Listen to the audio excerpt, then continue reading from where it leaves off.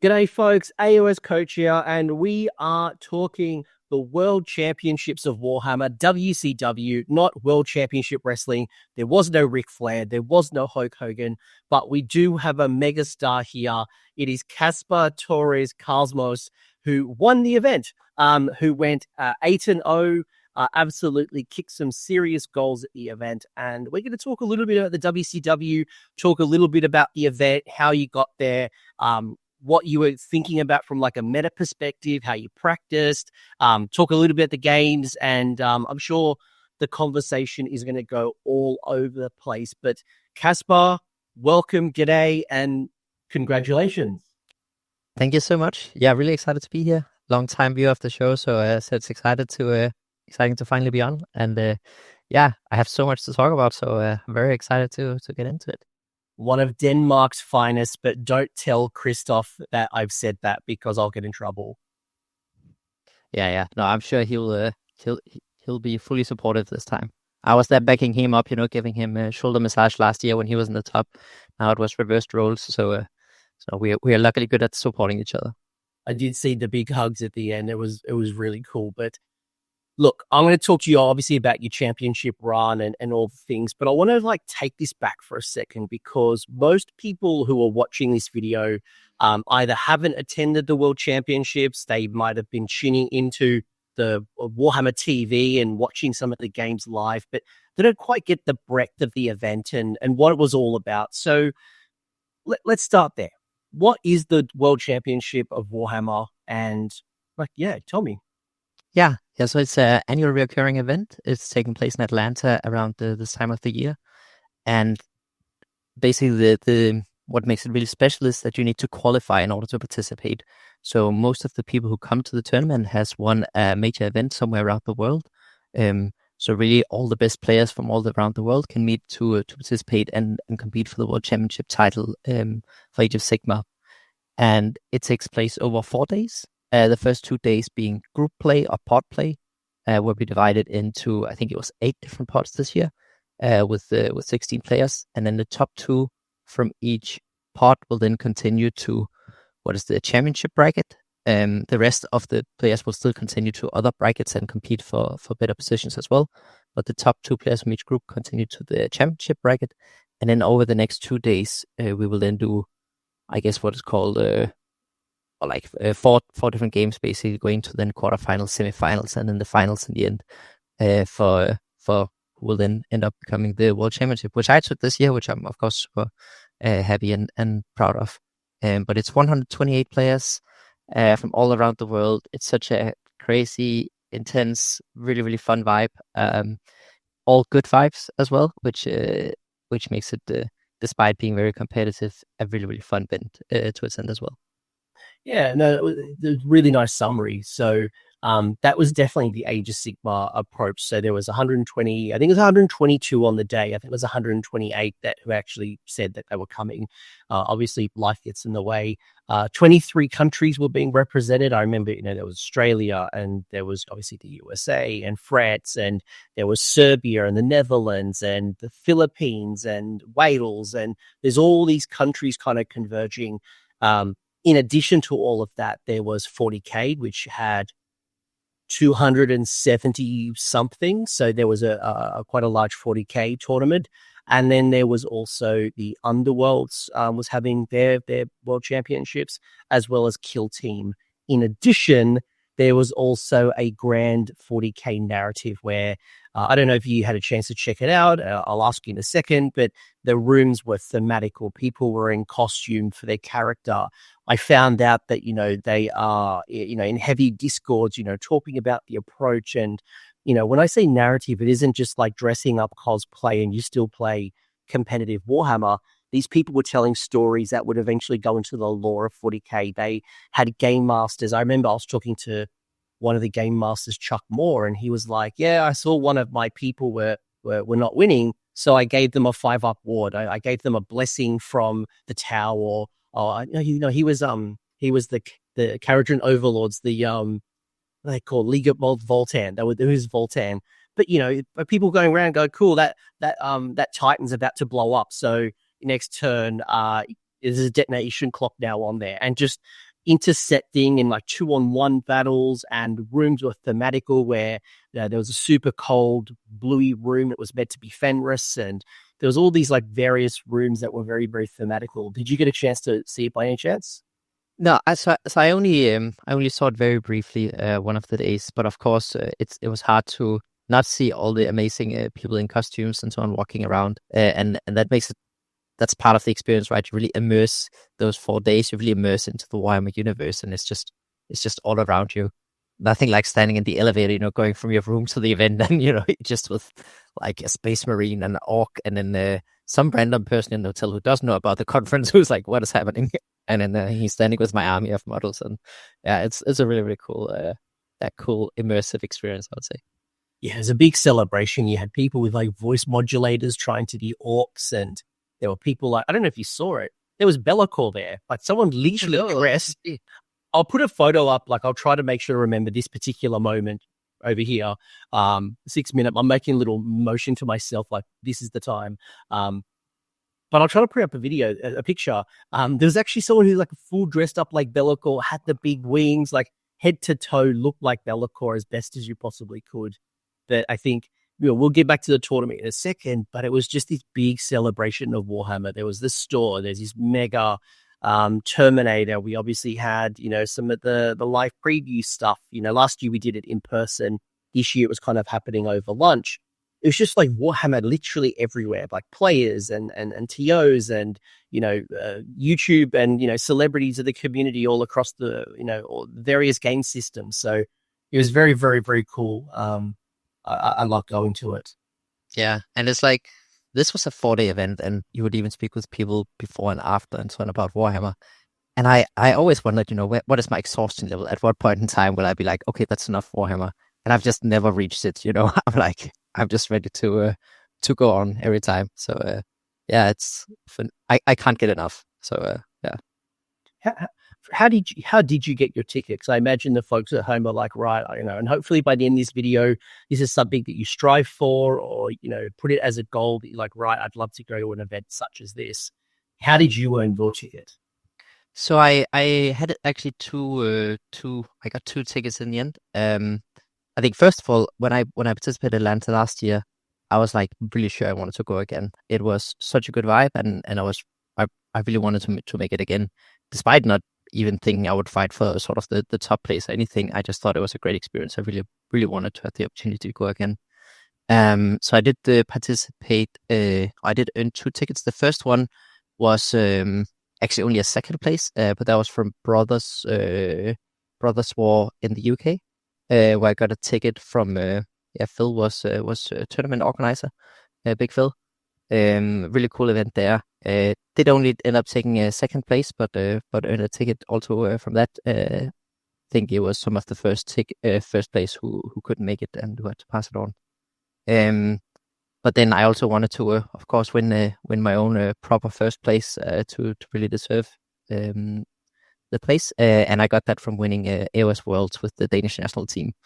So actually, I think we got more tickets in the end that we could use, and I think some of the Swedes actually ended up from their place there ended up getting some off tickets, because unfortunately, not everybody on the Danish national team actually has the sort of time and money to participate, because it is a huge trip, right? And even though I think we have some absolutely amazing and brilliant players who I know could do as good or better than me, unfortunately they didn't all have the opportunity to go.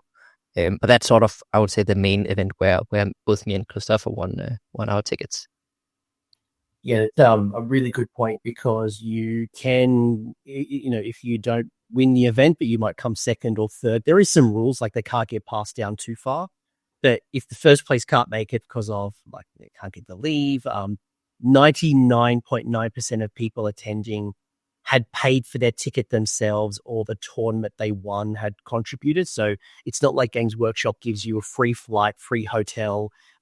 There's a couple of those around here and there, mostly things like the US Open. But for most people, they've got to take time off work. They've got to buy their flights. They've got to buy their hotels. They've got to pay for everything. And I can appreciate that for some people, especially those who travel to the World Tournament as well, that can be a heavy cost on their finances. So, I'm sure everyone would love to go, and maybe if they do get a ticket, they can find the time. But yeah, no, it was really cool. I do want to ask you though. You did touch on something, and I noticed some differences between last year and this year. You were there as well. You were there last year.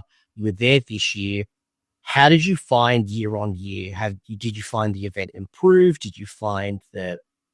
What did you notice year on year? So I think, I mean, there was a few differences, but I think the main difference was on the time management. I think for me, and I know we'll come back to that later, but time is an important part of Age of Sigmar, for me at least, because it's a game about making the best decisions, and the longer time you take to make those decisions, the better decisions usually you make. And last year we didn't have this time limit, right? So they said that the game is intended to be played in a way where you have rounds, but it's not about the time of the rounds. Like you can take whatever time you want to make those decisions you need to do, which meant that last year we had some very, very long rounds. And also because there was more games played last year, it was very exhaustive for some players. So I know my brother ended up playing, until after midnight and having to play again in the morning and so on. And he was jet lagged already, so he was completely dying last year. Like he just couldn't think straight. So this year there was time on the rounds. There was 4 hours, so that's a lot of time. So nobody's going to be in a rush. And you had maximum, supposed to have only 2 games per day, and then there was the shadow round, which was sort of the one extra round on the Friday. But generally the time management was much better this year, and yeah, there was a bit more time to sort of relax and chill in between. So I think that was a big difference. I did also like it last year when they had the sort of double elimination, because some games in Warhammer you just win due to sort of extreme luck or unluck, because that's part of the game. And I guess the concept last year was that, at least you need to get very unlucky twice to sort of fall out of the top. Where this year it's sort of, one unlucky game could eliminate your chances, and that's it. That is what it is. But you always need luck to win events like this. You'll never win just based on skills. That's just how it is. Yeah, I remember watching, and I think for me, as much as I love what you said, I also remember being a part of Spoon versus Tom Morsley's last game, and it's Tom had won, and then Spoon had to re-rack, so they literally had to play the same game again, Luminef versus Skaven, and right, we know the tricks now. Tom Morsley's got the bells, he's going to take some damage, you're going to bring out some Vermin Lords, we see how Spoon was going to play, it's right, got to go through this again. But I did enjoy the double elimination concept. Basically you got knocked out after, I guess, two losses. Yeah. So just because you had one loss didn't mean that we had removed that from the pack this year. And I think for me, one of the things that I noticed was the tone of the event. I don't know if it was because it was the second event versus the first one, but everyone was in a really good mind frame. They were super positive and friendly, and people who lost were still in a really good mindset. Not that last year was bad, but I just feel like this year felt like it was really comfortable and people were just thoroughly enjoying themselves, whether it was day 1 or day 4. So that was something that I'd noticed. Yeah, no, I shared it, but I actually also had that experience last year. I thought it was interesting that, even before the finals and the semifinals and so on, we were all just having dinner together and talking about the games about to happen. And there was no no bad vibes really. So I had a great experience both this year and last year, and excited to come back next year as well, and experience the same again. Yeah, no, definitely it wasn't bad vibes, but I think to your point around clocks, well, one of the things we did, we embraced the chess clock a bit more, and we also had the 4-hour rounds. And while that does sound like a lot of time, each of your decisions takes time to process, because each decision is going to matter. So there is probably a lot more thinking time in the World Championships, much like the World Teams Tournament. I think because of the time pressure, some people weren't going back to back, they were still having a chance to have a proper break. They could have thinking time and still be okay. So I think that kind of also changed the tone of the event a little. Yeah, no, absolutely. I agree. That was my observations as the commentator for GW. So not that I was on the table, but I just watching and walking around, commentating your games. That's kind of how I felt. Yeah, no, look, I really enjoyed myself, and Yeah, no, me too. And yeah, as I forever. mentioned, excited to go back, and hopefully I can bring some of my Danish teammates again next year because yeah, I think we really have some amazing players, and I know, I mean, I shouldn't bring them because they'll probably beat me. That's what they normally do, but we have some really great players that I think would fight for the top as well. That's not a bad thing, right? Like you see Caleb versus Scooter Walters, the brothers, and sometimes they fight each other right at the very end. And like, if anyone's going to knock you out, hopefully it's your brother. Like, yes, there's one hand you're going to knock your brother out. The other hand, like if you and your brother in the finals or the semi-finals, like that's a little cool moment. That'd be a very cool moment. Yeah. Got a question for you, and then I'm going to bring up your list, and we'll talk a little about your list. We'll talk about the games. We'll go through some of the themes. I've got some questions from Discord. One coming from one of the AOS TOs, Tomo, Gareth, asking, the Scandinavians did really well at the World Championships of Warhammer. Do they need adjusting? And if so, how would you tone them down? Yeah, no, absolutely right. I think we should get like a 20 point nerf, you know, a 20% point nerf. So we play with 1500 or 1700 and this is 2000. Now it's funny. I don't know how it came about it. I think because in Denmark, I think it's just a little bit by accident. You know, we were a group of players like around 3-4 years ago, or 5 years ago almost, who came together and just all shared this passion for competitive Warhammer. And we would just continuously keep on improving each other. We have this quite small community, and especially around my club in Copenhagen for many years. We're just a small group of players who just kept sharing this passion and love for the competitive part of the game, where it's always about analyzing every single choice and every single, aspect of the game, and how do you become just a little bit better and a little bit better and a little bit better. And when you have this community and you just keep improving each other over such a long period of time, it just it just makes you really good. and it's I think it's a little bit a coincidence, to be honest. But of course, then seeing the same thing happen in Sweden and in Norway and so on, I don't know, maybe there's something to it. They have great communities as well, and also really love, always knowing how to become better. And every time after a defeat, you're not just walking around being like salty about it. You're like, oh, what could I have done? How could I have improved myself? And yeah, I think it's, I don't know, this sort of this communal thing as well. Maybe that's what it is.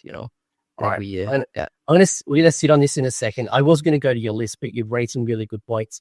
I'm gonna sit on this for a second. First off, the comment also comes down to the fact the final four was 2 from Sweden, you from Denmark, and then we also had Norway as well. So we had four players. So the fourth in the top 4 was France. That was of course the Cruel Boys. What's his name? Jean Paul. Yeah. So not Jean Paul. Sorry. I initially called him Jean because it's like Jean, but I was told that it was like Jean Paul Van Damme. So I had to like. Okay. That's like no. Remember. Okay. Yeah. No, that's right. Yeah, no, but like long story short, it was all Europe. Even like last year's final was France versus England.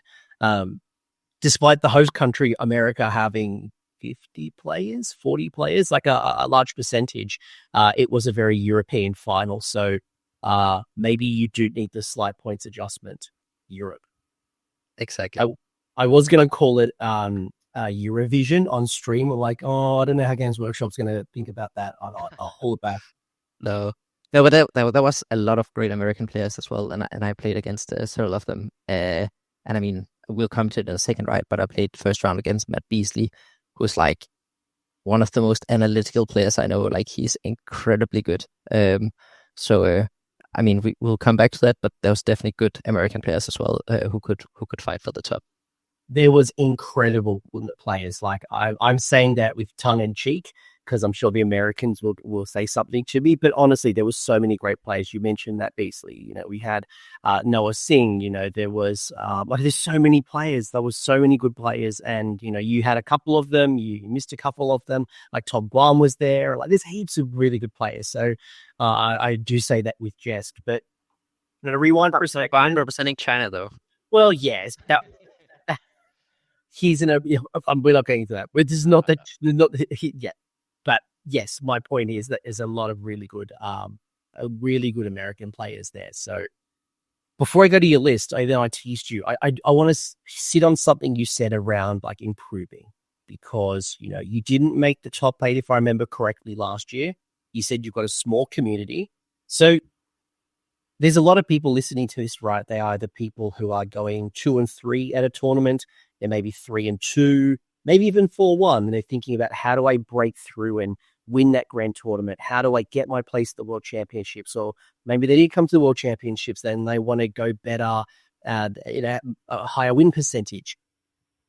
How do you do that? So you talked a little bit about like not getting salty and reflecting on like what you could have done differently. I want to hear what's the conversation look like with your peers, like as you analyze your games, think about what I could have done differently, or why did I lose the game? Like, break that process down for me a little bit. Yeah.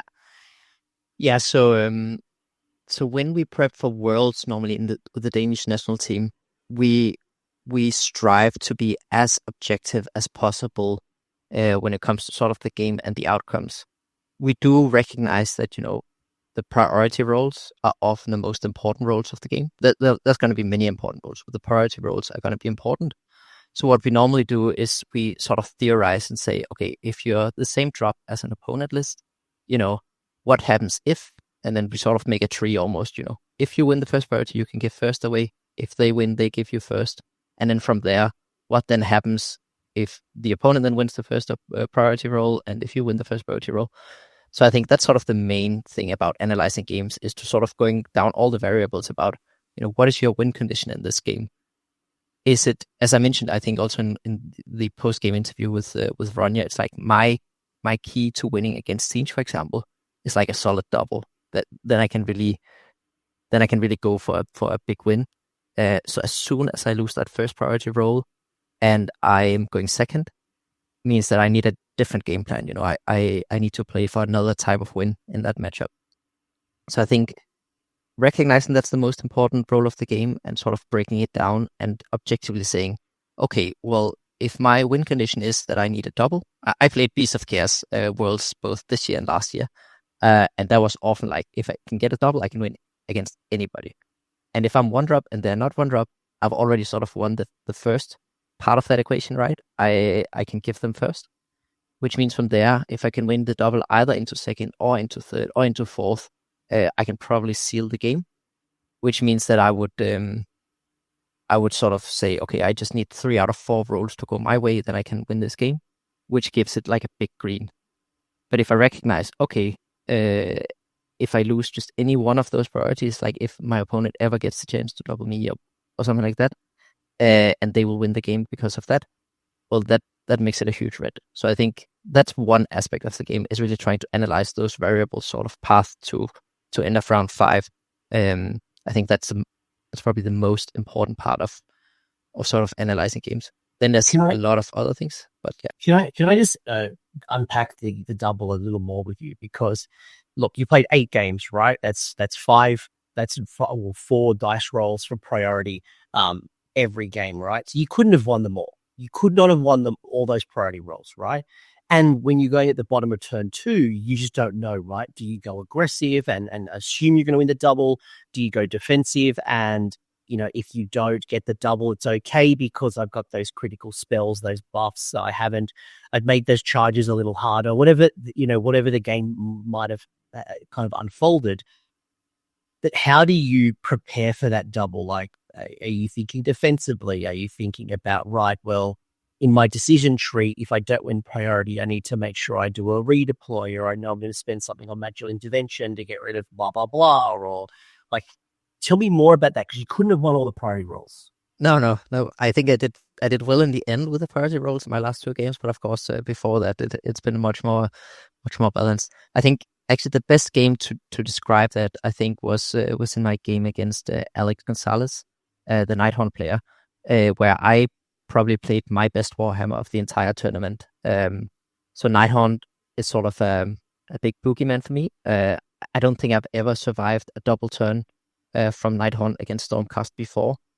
And in this game, we were the same amount of drops. He won the roll-off. He gave me first. And I sort of knew that if he then won the first prior after that, he would get a double against me, which is, from Nighthaunt, just oppressive. It's really, really hard to play against.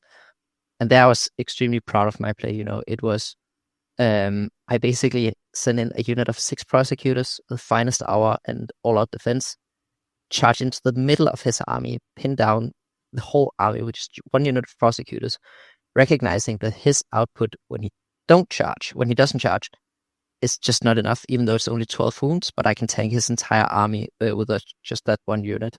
I mean, it was a bold move because it could have gone wrong and then I would just lose in the spot, but there was a good chance that they would survive, pin down his whole army. So basically his first turn, he needed to deal with just those guys. And then when he did win the double, which he did, he wouldn't have enough sort of power to run over my entire army.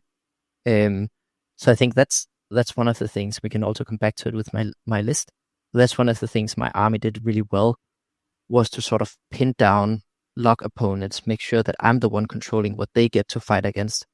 And that just worked beautifully in that game. And then on top of that, what I started doing from turn 2 and onwards was just in every single turn, both his and my turn, going for that -1d6 charge spell, which Stormcast has, which is insanely powerful. And against Nighthaunt, it's just so good.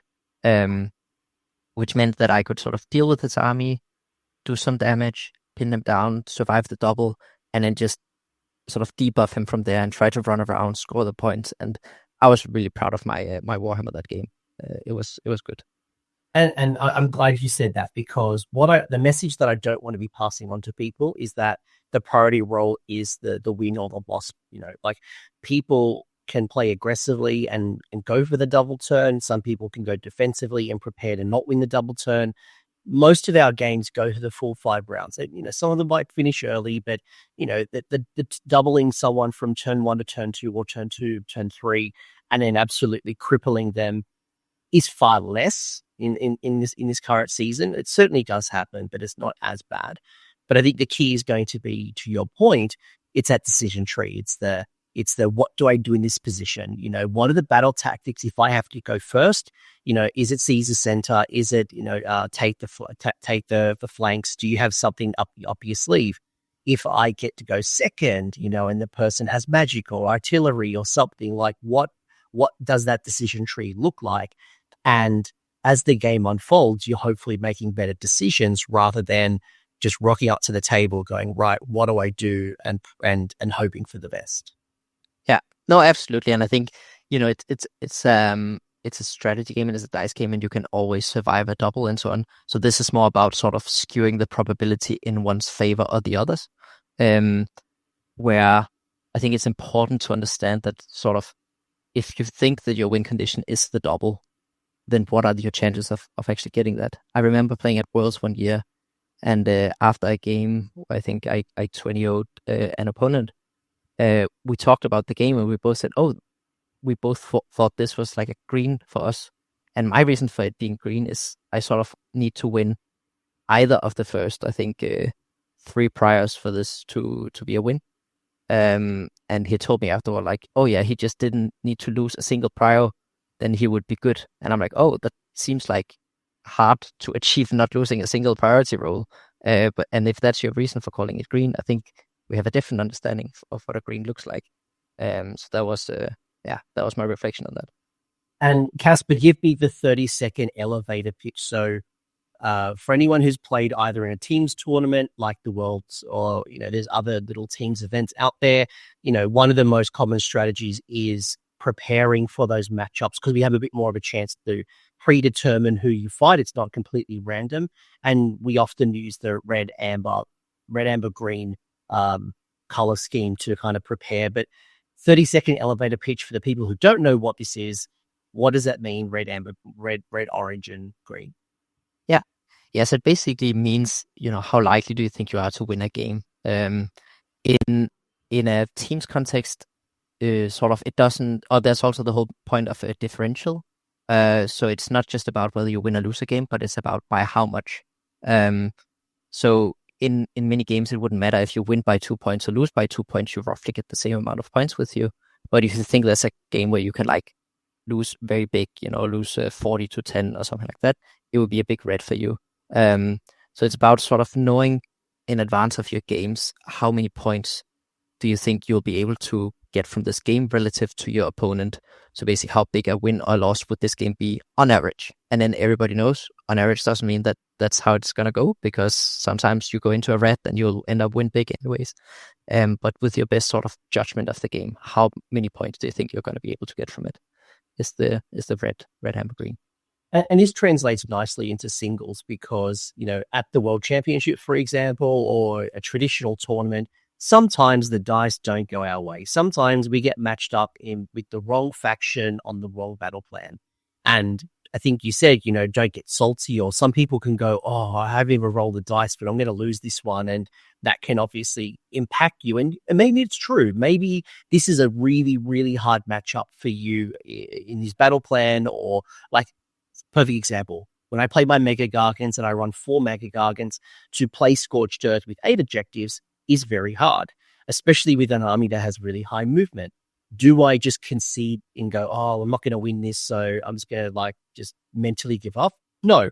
To your point is, look, it's not the really best matchup for me, but I'm going to try to maximize the point score and scrap for every point, because through the course of the 5 games, each of those victory points are going to matter. So, yes, acknowledging is going to be hard, and maybe through some of the decisions, you'll actually win the game, but just scoring and scrapping for every victory point can be critical. And this color scheme can kind of come across in GTs as well. Yeah, no, absolutely. And I think, in a team's context, I think many of us prefer playing sort of the reds. We like to be the underdog. We like to be the one who has to go for a little bit of the crazy plays to secure the wins. And I found out that I sort of enjoy the game the most when I'm like heavily behind, when I have like 4 models left on the table and my opponent has a lot more. I find it really enjoyable to play in that sort of underdog position. So it's, fighting for your outs.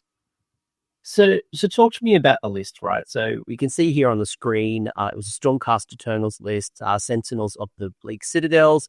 You had Krondus, so you had Prosecutors, Reinforced. You had Vanguard Paladors with the Starstrike Javelins. You had Long Strikes. You had Vigilors. You had Lord Relictor. You had the Prosecutors. Relictor had the Mirror Shield and Envoy of the Heavens. So a couple of things, and I'll bring up the meta in a second after we go through this list, but why Stormcast? Why this list? What was the victory conditions you've been talking about? Talk to me about what you were thinking you were going to maybe fight from like a meta perspective, because this list had to be submitted before the tournament, right? So you were anticipating what the world would look like. Like each country was going to have different meta. They have different lists. Was there going to be a really high representation of Nighthawk? With the new Stormcast battle tome, are we going to see a spike in Stormcast? Was there people that are going to have off-meta lists? Where right, I'm going to target those really high meta armies, the Slaves of Darkness, the Stormcast, the Ossiarch Bone Reapers. So I'm going to build in a Blades of Khorne or a specific Gloomspite Gits list that was going to target these particular kind of top-tier armies. So obviously there's a lot of dynamics to consider. But what were you thinking when you submitted this list? Like, what was important to you and all of the things I've just asked you? Yeah, no, there's so many things going into it. I think the first one about why Stormcast was very easy for me, because I've played Stormcast since I started with AOS back in 2019. And I've played them consistently, both when they were sort of very good and competitive, well, which they are now, but probably haven't really been that much until today. At least they've been quite low in the meta. And I really love the army.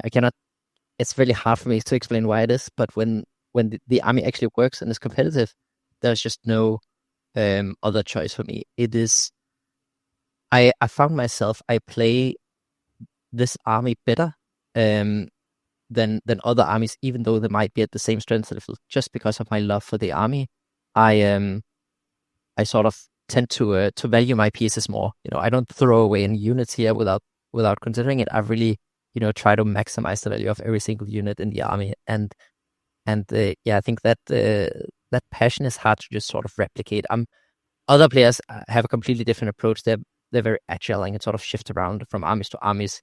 I tend to need a lot of time with my army to really get to know it in depth and how to maximize it. So sort of faction selection was very obvious for me because Stormcast is competitive right now. It's quite a good. It's not just by far the best army. There's many good armies, but the fact that it's up there just made it for me the obvious choice because I absolutely love the army.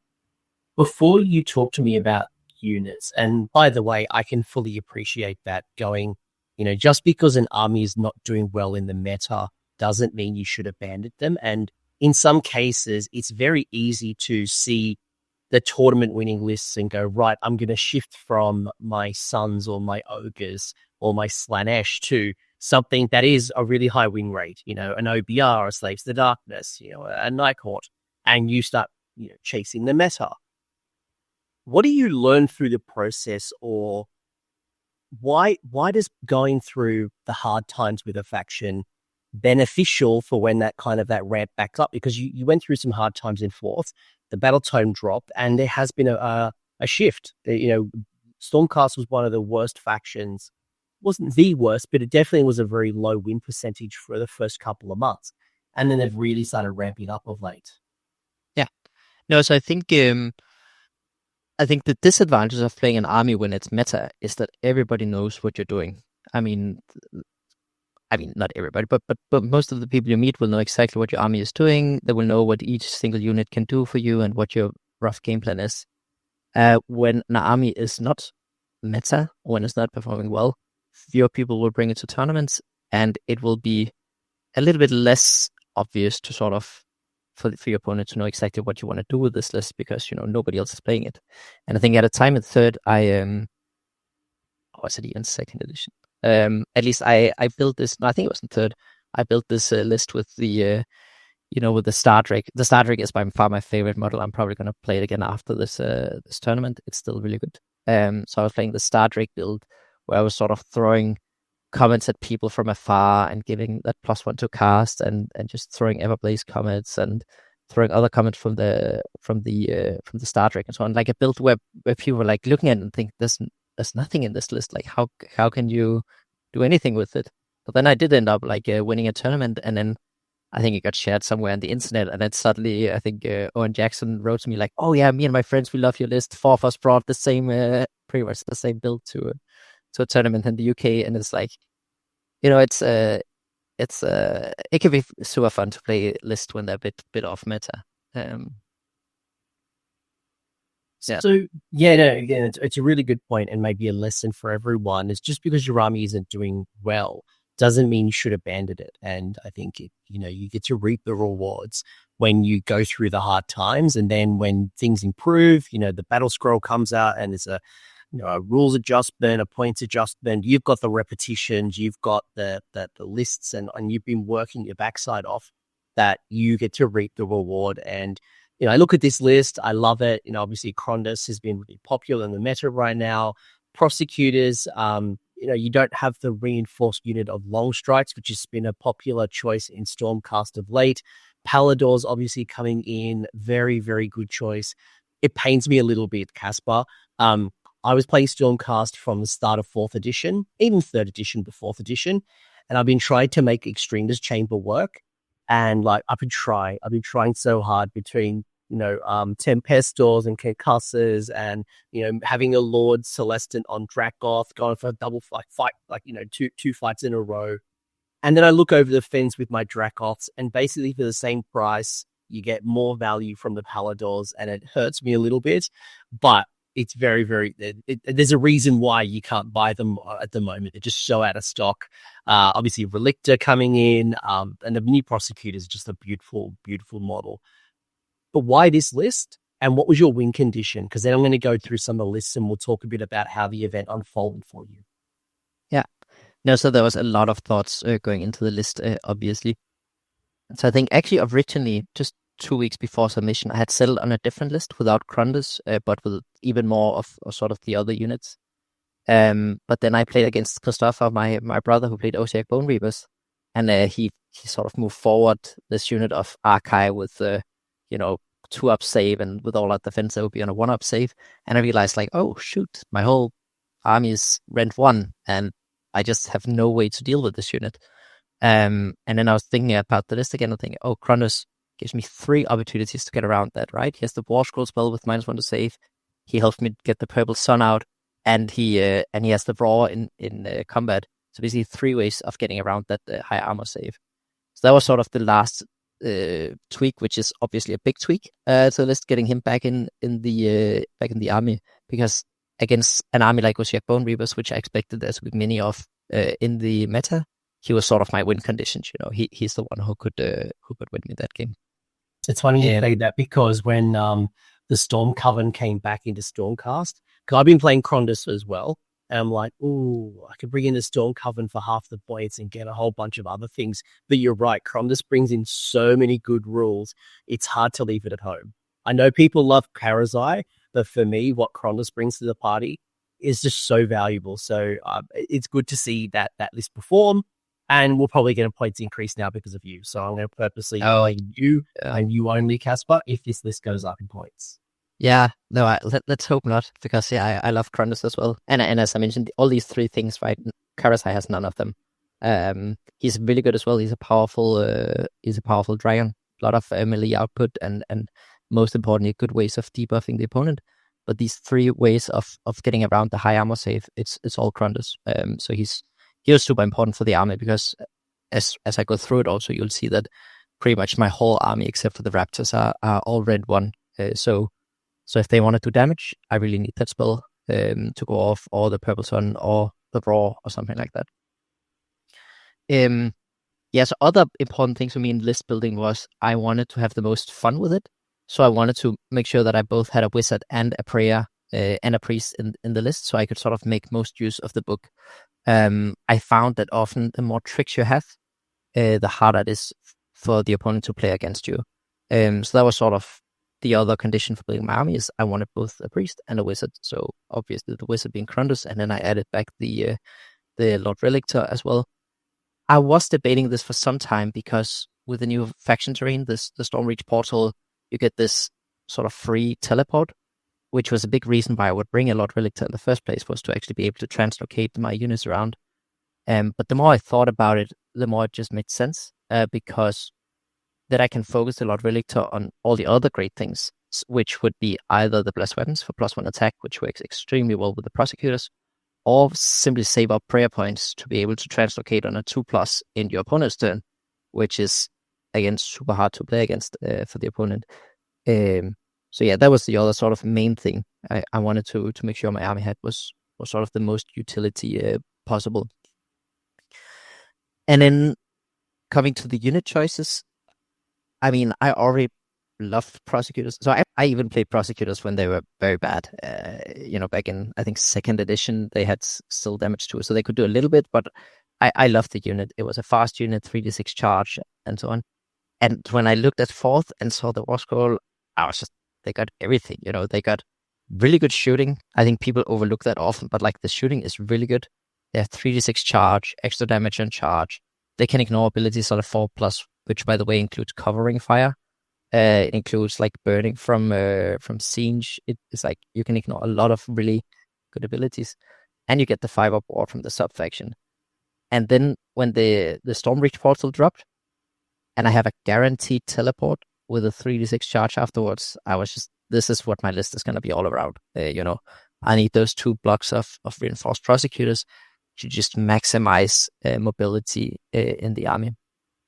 And basically, then also combined with the Paladors with, a potential 20-inch move before shoot and charge, I can put my army on the table, close to my my Stormreach portal, and I can have my entire army wherever I want it on the board in turn 1.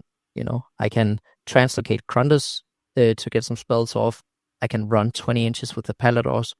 I can teleport 1 unit of prosecutors with the portal and deep strike the other one in where I need it to be. So it's just my whole army. My opponent don't know where it's going to be. And even though it's not, and that's obviously one of the weaknesses of the army, it's not like a lot of wounds. It's very low wound count and so on. But I can basically choose where the battle is. So if my opponent has his or her army split up, I can just put the entire army against half of theirs. So yeah, that was a lot of thoughts going into this. And then I don't know if you just want me to keep it. Sorry. No, keep going. Keep going.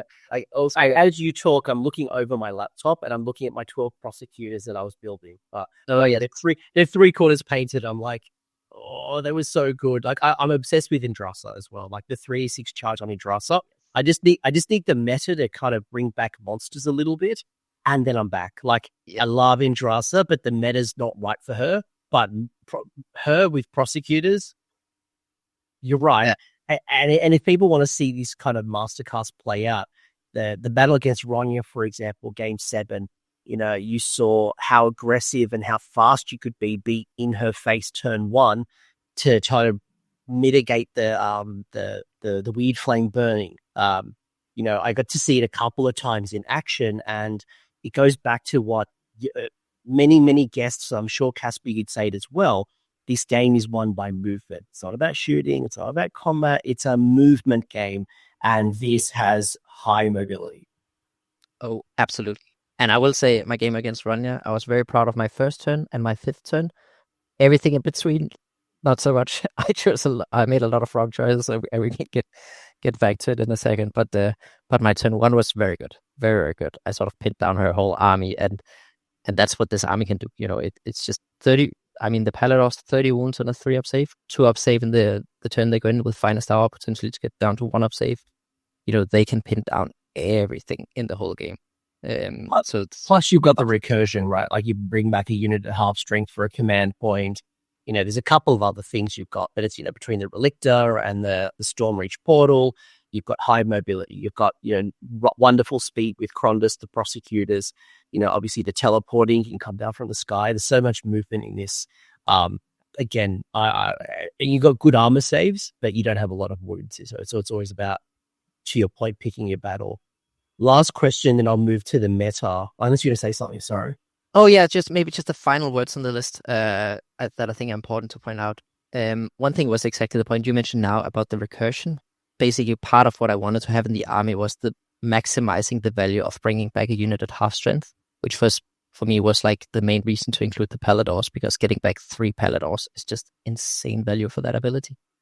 And then the last 2 things, Vigilus, I think the synergy with the rest of the army is just stunning. It's basically my whole army can get in turn 1. So prosecutors with really good shooting, really good melee, Paladors with really good shooting, but all of them hit on 3s.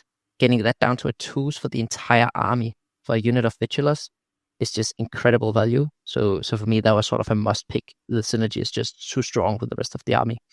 And then actually the funny thing is, like the last unit, the Raptors, I used to play a version of this list where instead of those Raptors, I had a unit of Praetors to follow Krondus around and to keep him sort of very durable. But what I found is that often I restricted my play more by including those than not. So I would basically have those Praetors near Krondus. Krondus would just sort of stand around in the back. He wouldn't move too far away because he wanted to be close to the Praetors to get that 5-up board. And I ended up playing sort of him too passively. And in this army, I just wanted to use all my pieces as actively as possible. So I was like, okay, I probably still want to use Bodyguard on a unit of either of a Bodyguard for the Honor Guard. But it doesn't need to be Praetors. I can put 3 Raptors next to Krondus. Nobody want to charge into that anyways. And then I get really good shooting on top of that. So that was sort of the weird choice for having a non-reinforced unit of Raptors. It was basically just an alternative Bodyguard. Instead of having Praetors, I'm just bringing some extra shooting, which helps maximize my output and use my whole army much more actively. No, I love that. I found that even in 3rd edition when I used to run Krondus with the old Gardas, and I'm like, I'm just babysitting. I'm like using Translocate to move this guy around. It's so you've got to be able to put the gas on and not have to babysit. So it was an interesting call, and one that I noticed. I'm like, oh, it's one of the only Krondus lists that doesn't have the Praetors. So really interesting pick, and again, proves you don't have to just follow all the internet lists. The last question I've got for you before we get into the actual event itself is, you've talked a lot about win condition, knowing your win condition.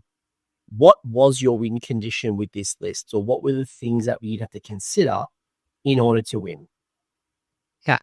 So I think it would be very different from matchup to matchup.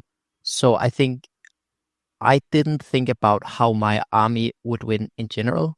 I thought more about how do I build a list that can sort of play into everything I expect to see in the meta.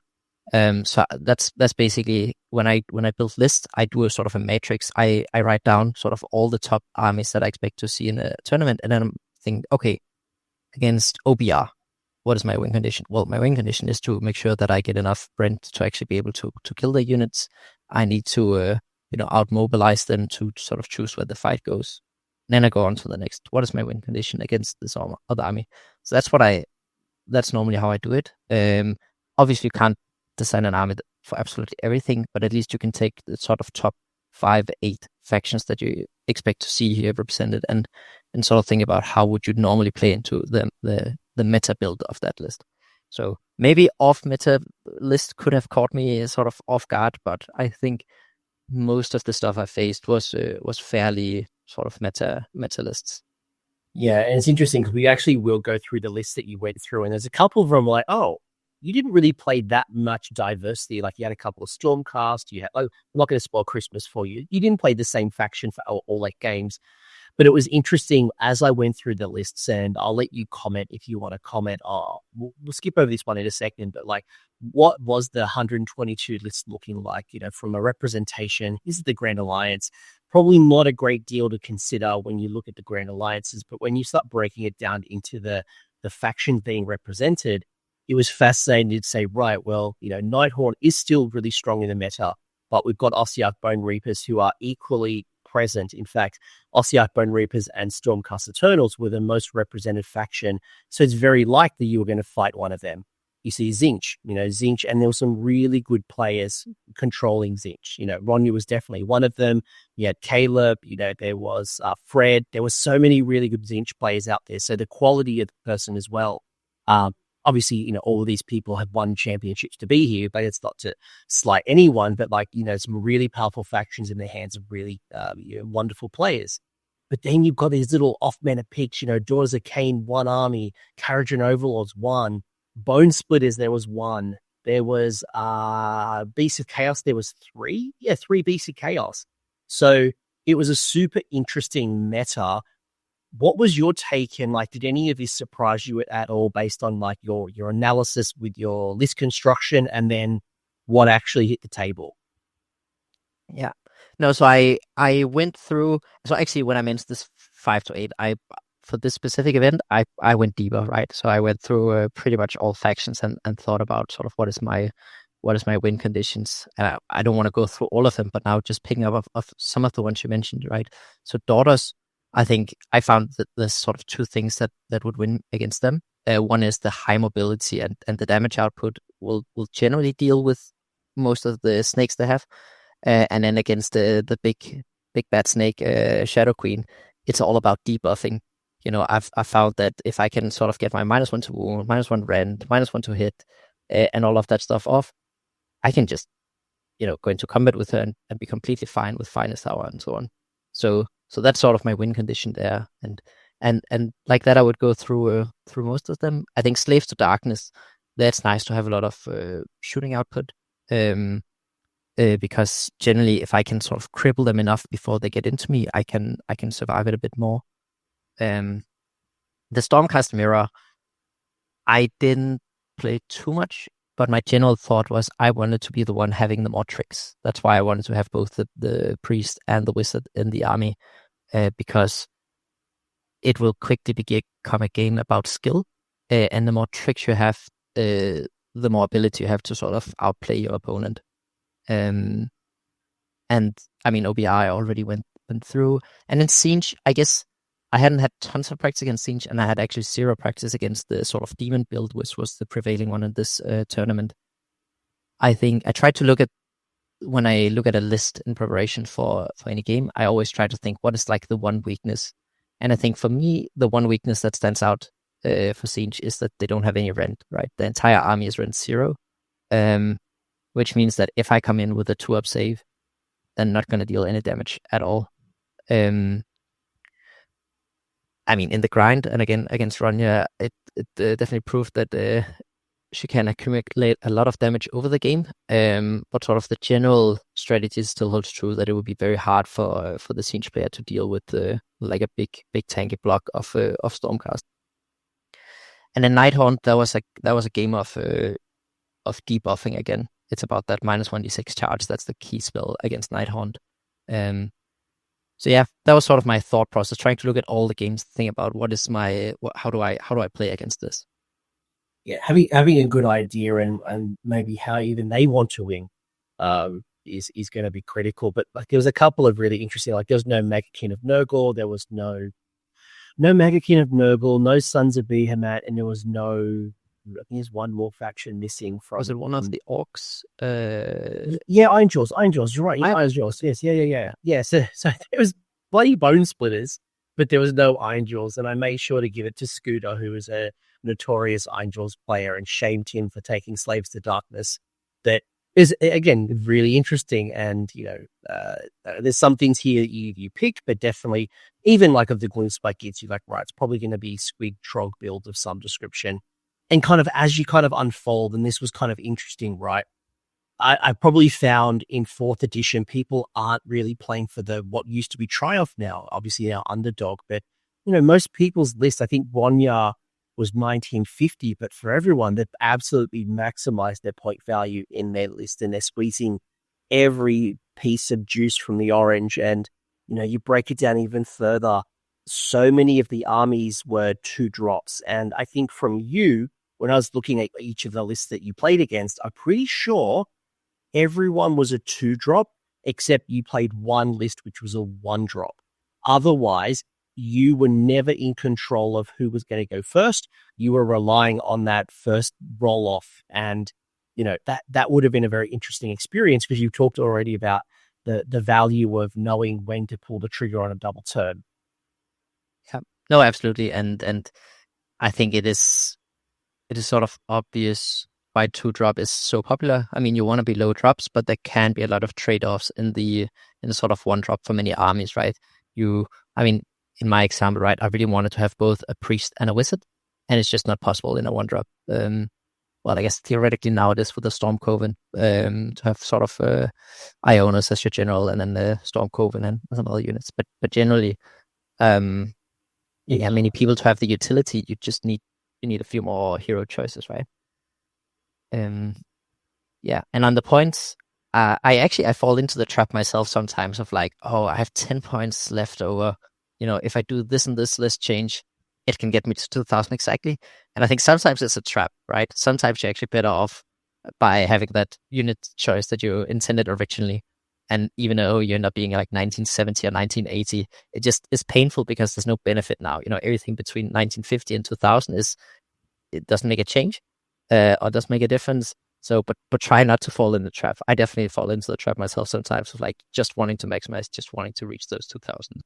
It makes you feel like you're wasting points, like, because I'm doing Warhammer Fantasy Battles as well, and then there's like these 5-point, 10-point artifacts from like, I can just get it closer to 2,000 points, I'll be happy. And if you're not spending every dollar, you're like, is this gonna come back and bite me? But maybe, hopefully, there's a time where we can spend more points. And because you're right, like I feel like since we've gone from 3rd edition, where people used to fight for the triumph, they would actually fight hard to get that triumph and go under points. There hasn't been really an incentive right now, especially with manifestations coming cheap. From a manifestation lore, you see Morbid coming up, really powerful still. Kronspine. I don't think you played into any Kronspines. I did see a couple, but I don't think you played into any Kronspines.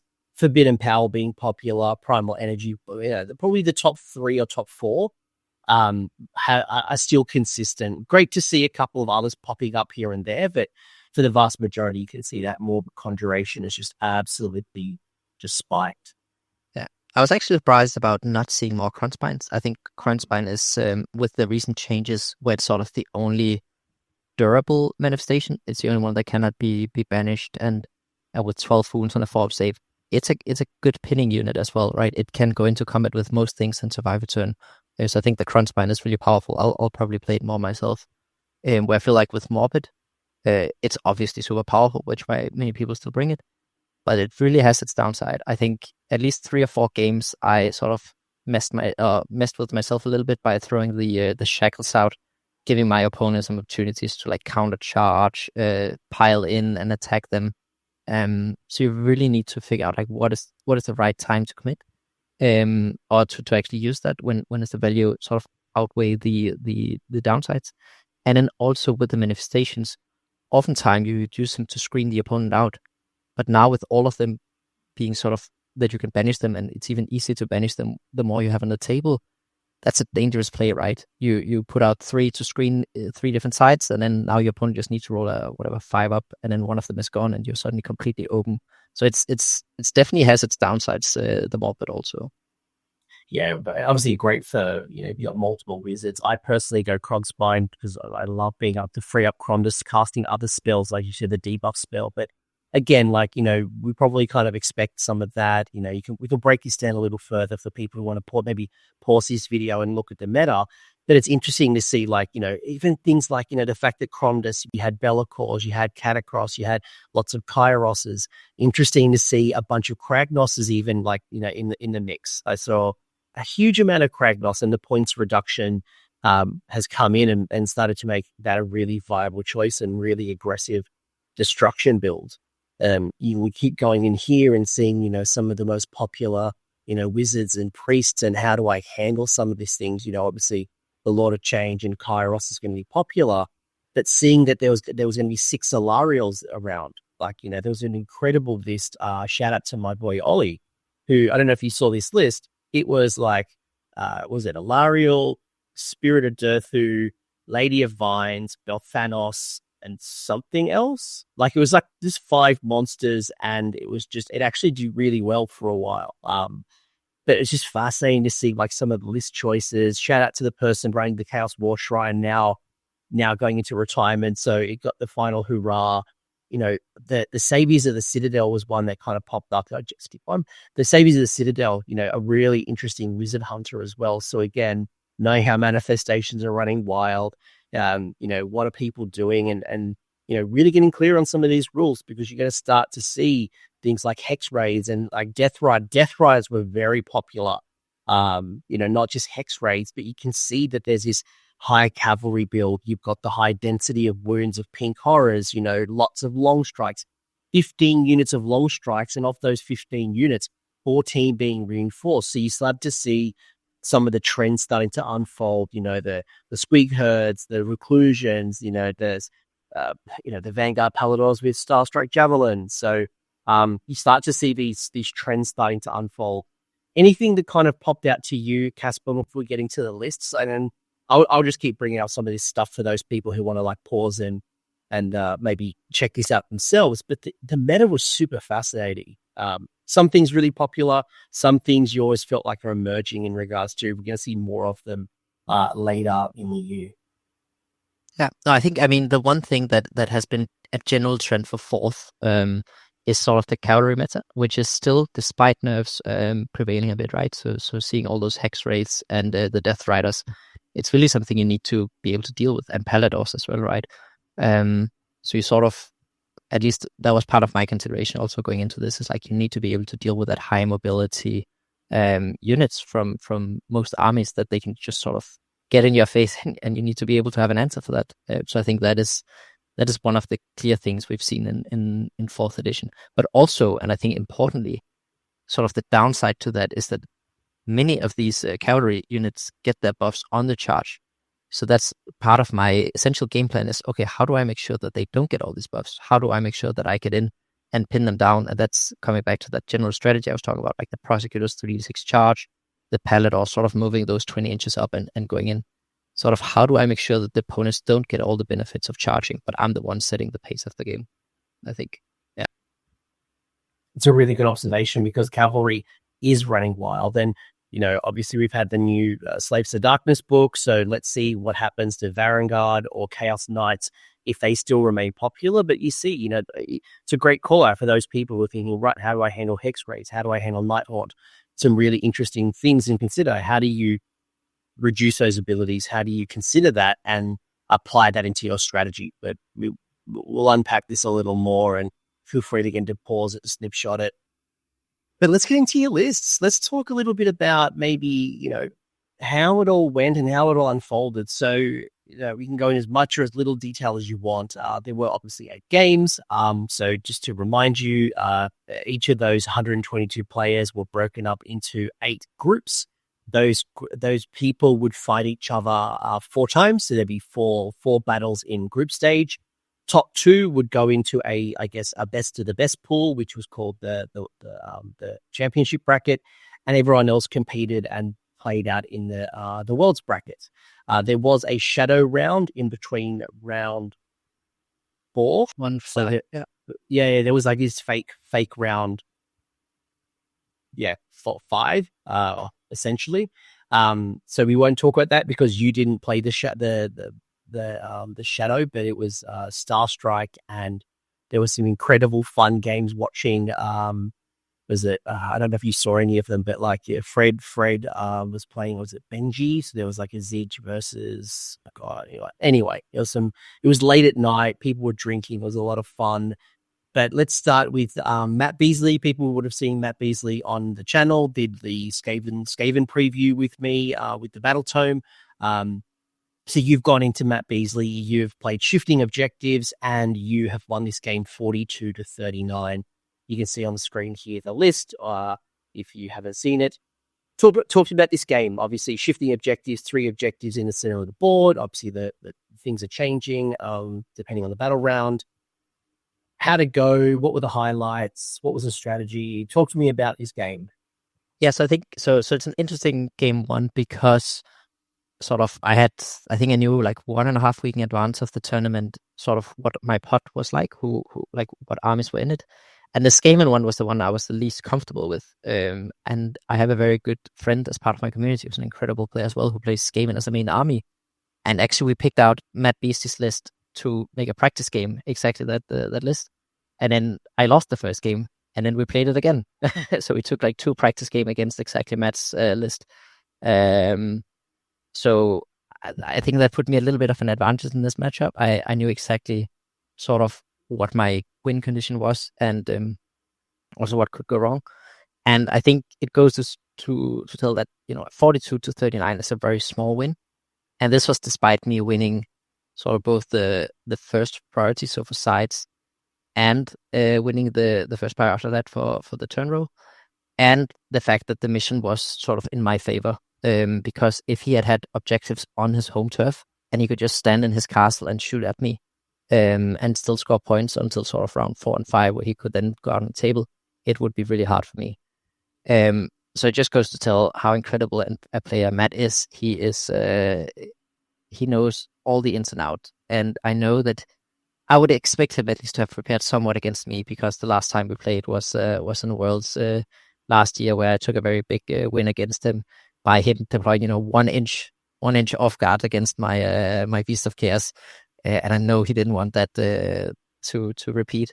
So I'm expecting him to have at least prepared somewhat against me as well. So he knew my army, he knew what I would do, and this game is all about catching the Ratling guns. I don't need to kill them, to be frank. I mean, I just need to get within 3 of them to make sure they don't shoot, and if I don't kill them, they also don't sort of reappear from a warp hole somewhere. So it's about pinning those guys, getting them locked in combat, which obviously my army has several ways of doing. And then it's about scoring the points, killing the heroes, and so on. I really need my full output because there's a lot of wounds in this list. So yeah, I think that's sort of the key things of this army. It's so hard to play against because, I mean, those holes that he can keep recurring from, you don't need to place all of them. So he can just place 2 of them on the board. I can table his entire army and he would still be able to get a hole down somewhere, put a unit down, and score points. I mean, he can get like guaranteed battle tactics. So it's really hard army to win big against. And me scraping this minor victory was something I'm still proud of. He's an incredible opponent. So yeah. It's a super techie army in the hands of a very, very smart opponent. Matt is a very, very good player. But, you've got, 3 core steps ahead, being able to move in the hero phase, in the enemy movement phase. They've got the recursion as well, being able to spend a command point to bring back a unit at half strength. The Rattling gun output is insane. I think I did see a couple of games. I might even have streamed a game where I think one of them did like 50-something hits, like absolute, just insane amounts of damage. So against the right opponent, against the right list, those Rattling guns can be brutal. Yeah, and I think what he had actually designed his list for is exactly to have those tricks. So he would, and I hadn't seen this play actually in my practice games, but since the what is it called, the one where they teleport the hero, I forgot what this spell is called. But anyways, Skill Leap, yeah, exactly. So that's apparently unlimited. So he would teleport Thankful up, cast his debuff spell, teleport him back again with another wizard within 13. So that was super techy, and I love to see that. And then the other thing was, the Warp Seer giving +2 to move on the 3 claw steps ahead. And then combined with Night Runners who are already movement 7, like that unit could just, shift around on the board, be anywhere, and really make it hard for me to sort of make a strategy against them. So, I mean, incredible list by an incredible player. It was a pleasure to play this game. It would have been an incredible game to watch. So, congratulations, your first victory, definitely a hard fought victory. So, very, very cool. The second battle went up into Border Wars, so playing Jonathan Roberts, winning this one 42-27. So this is your first mirror match. You've now gone in Stormcast versus Stormcast. This is a little different, and maybe partially what's inspired you, I'm guessing, to bring back the Star Drake, mentioned earlier. Although I prefer the alternative build. I prefer the Drake Spawn Templar over the Lord Celestin. So maybe you're going to convince me why that's the wrong decision.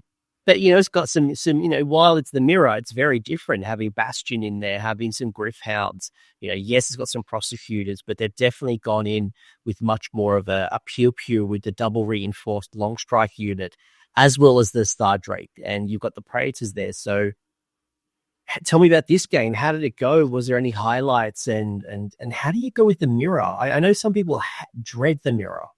Oh yes, so it's funny actually when I told this about me preparing for the event, and I was going through the pod and I saw two Stormcasts, and I was like, I know what Stormcasts do. This list I probably don't need to prepare specifically for. I'll just take it as it comes. But then when I realized I was playing this game, I was taking a close. Actually, it was even the day before, I think, the game. I was looking at this list again. I was like, wait a second, this guy can double move, so he can move those 6 prosecutors up in the deployment phase. He'd sort of for sure hit me turn 1, no matter where I deploy. 12 long strikes is pretty much guaranteed to just pick up Krundus no matter where I place him. I cannot even screen him out. And then the cherry on top is the Star Drake with the mirror shield. Well, my whole army is shooting, so I cannot even touch his key piece. I was looking at this list again and I was sort of panicking. I'm like, wait, he has all the tools to deal with me. And then I thought, okay, what is the only thing I have that he doesn't? Okay, he doesn't have any unbinds. So if I put endless spells on the table, that's sort of my one advantage. He has no way of getting rid of them apart from fighting them. So that was the one thought going through my head. And the other one was that I need to take some risks. I need to take some, make him having to make some hard choices. And I think key highlight here was first turn, I win the Prior for Sides in this one, where I basically need to choose, do I put Krundus on the table with the intention of giving first away, knowing that there's a chance that he can just get shot off the table, but with the one out of me being able to summon a Maelstrom. So I need to show 5 on the dice, have +2/-1. If I get up a Maelstrom, I can make sure that he's not shot at turn 1. So I decided to take that bet because that would enable me to have Krundus on the table from turn 1 and actually start getting out those manifestations and flooding the table. And that's what I went for, and luckily it paid off. So I got that 5. I got the Maelstrom up, so he couldn't shoot. He couldn't shoot at Krundus, and also I had screened in a way that actually the only target he could shoot at was the Maelstrom, because I had something else in the forest and I had my Lord Relictor with a mirror shield. So suddenly he had no good targets his first turn. And then from there on, it was really, a positioning game, me keeping Krundos safe from those 12 Raptors and getting the manifestations out and moving around and then trying to sort of deal with his pieces one at a time, recognizing that the Star Drake, it needs to be sort of a full commit if I ever wanted to get to him. I think probably the most epic moment of the game was I had 3 prosecutors left, and they wanted to grab an objective where Bastion was standing on. And then after I moved on to the objective, I was thinking like, yes, I counted 3, counted 2. It's great. I'll take the objective. And then I thought, this is like a 4-inch counter charge if I don't do anything about him. So I might as well charge and hope to survive. And then my 3 prosecutors charged into Bastion and picked him off the table, which was insane and should never happen. But it happened. So wow. I think I could have still won without that happening, but that was sort of an epic moment where my prosecutors got us a gold star on the shoulder. That's very cool. And while we're sitting on Stormcast for a second, one of the questions that came up from Luckyloki was, what were some of the unconventional tricks for Stormcast that maybe people wouldn't be thinking of? And I guess you got to play 2 Stormcasts, not to ruin Christmas. So is there anything that you saw maybe Leo or Jonathan used against you, or something that you pulled out of your bag that is unconventional that maybe Stormcast players should be thinking about? So I think, and also to your point before about why the Star Trek is so good, the ability to eat models is incredibly powerful, particularly in the mirror, I would say, because you're fighting against high elite models with crazy armor saves and generally like 2-3 wounds for most of the models, and even 5 wounds for the best of the models. So I think the Star Drake is an incredible trick. Also because with a new in 4th, basically the combat ability is happening before even strike first, which means that somebody can put a really powerful unit against you with strike first, but you still pick up those models before he even get to fights. So I think that's one trick where basically utilizing the rule sequencing of 4th edition really comes in play. And then the mirror shield, obviously, on the Star Drake was also a powerful trick. So, and then I think to my sort of tricks that are maybe a bit unconventional, I don't know, is the ability to use the translocate and then cast spells. I haven't seen many people do that, but like getting Krundos up in range to actually cast your 18-inch spells, I think is a really powerful trick. I mean, you get to decide, where you want to be and where you want to be casting those spells from. So I think that's one unconventional trick that is quite powerful. Yeah, I think you're about to see Slayers of the Darkness use that a lot with the Mark of Zinch. I think you're going to see that a lot. Some shenanigans there. By the way, I think by accident, ignore the fact that it's a manifestation law and a prayer law, because there's no wizards and there's no priests. So ignore that. That was a copy-paste error, but the rest is legit. Don't at me. Round 4, this would have been a cracking game against Fabian. Feral Foray, you've got your first Disciples of Zinch battle, the Weird Flame, and I think what will be interesting as well is your semi-final game 7 was also against Zinch. So I'll be curious to see, did you learn anything in this game that you brought into Ronya, or any lessons that you learned? You're like, I'm not going to do that again. Because it is a different list. I think the difference between this list and Ronya, for example, is the fact that there's not only is there Screamers, but you've got the Zangor Skyfires, where Ronya had gone heavier with the Pink Horrors and, as you mentioned, much more Demon. But tell me about this game, because this would have been a cracking game, and obviously pinning in those Weird Flame units, not getting them to not shoot in combat. We saw how that played out in round 7. Yeah. No, so I think the key, and this was maybe my most enjoyable game of the tournament, Fabian is an incredible opponent. There's so much fun to play against. Really, really, really nice guy. Good human. Great human. Great human, yes. And this was the first time I was actually facing the Siege Demons. So I told him, like, oh, I'm super excited to see what this does, because I just don't have a clue. To be honest, it's one of the armies I was the least prepared for, which I think also showed in my game 7. So maybe I didn't learn enough from this game that I should have. I think the key thing here was in this game versus the game against Ronya, I won the first prio, so I could give first away, and I think Siege is an army that really would like to play in their castle, getting the opponent into them, which means they sort of get to do all the things. So when they get first, they don't have at least against an army like mine, it'll be hard for them to engage anything without actually opening up.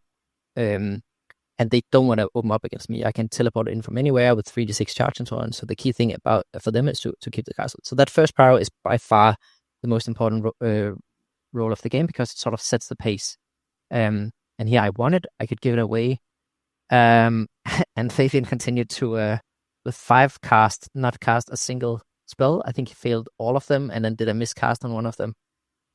He told me afterwards what he would have done. He would have liked to sort of teleport his Kairos and then try to pick off my Lord Relictor turn 1, and then in my turn 1 teleport him back again into safety. So that would have been his play, which I think could have been painful for me. But I mean, luckily for me, he failed all of his spells turn 1, which sort of so unlucky. Puts me in a very unlucky. Especially with the Lord of Change, especially with the Lord of Change rule. Like, how do you fail? That's Fabian. You need more dice. So I don't get XMA was coach dice. Well, surely we roll better than ones. Exactly. So but then that means I now get to set the pace of the game. He basically does pretty much nothing his turn 1. He grabs a tactic and that's about it. And then, as I mentioned before, me getting a double against Siege is huge. And I don't have to, I'm not so afraid of committing, because I also know that he won't just pick up my entire army in a turn, even if he wins the first prior. So I just go hard for the double here. So I set up my 6 Paladors. I put in 6 Prosecutors, which unfortunately, I mean, I think we both are lucky in that game. I also missed my 9-inch rerollable charge with 3d6 on those guys, which could have been huge. And then I put him under a lot of pressure turn 1, and then he wins the first roll off, which means that deals a lot of damage to my Paladors. Because I failed my charge on the Prosecutors in the corner, he doesn't actually get to them that easily. I think he managed to just pin them in, but he doesn't deal a lot of damage to them.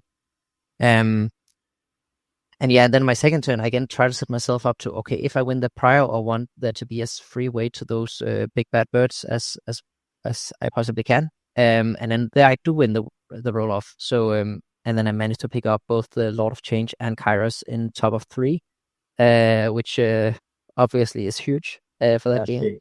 But even after that, I would say the game was still surprisingly close. I mean, Siege just being able to scrape points so well, and really, it was hard to play against, but a super fun game. I mean, I ended up, at some point, again, similar to when I charged the Bastion in the other game, at some point I charged, I think I had 3 Vigilers in combat with some Skyfires, and they had to kill them off.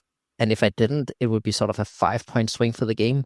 And it was only when I was in the combat phase I realized that, and I was counter oh shoot, I only get my tactic if I succeed with this. But luckily, fortune was on my side there again.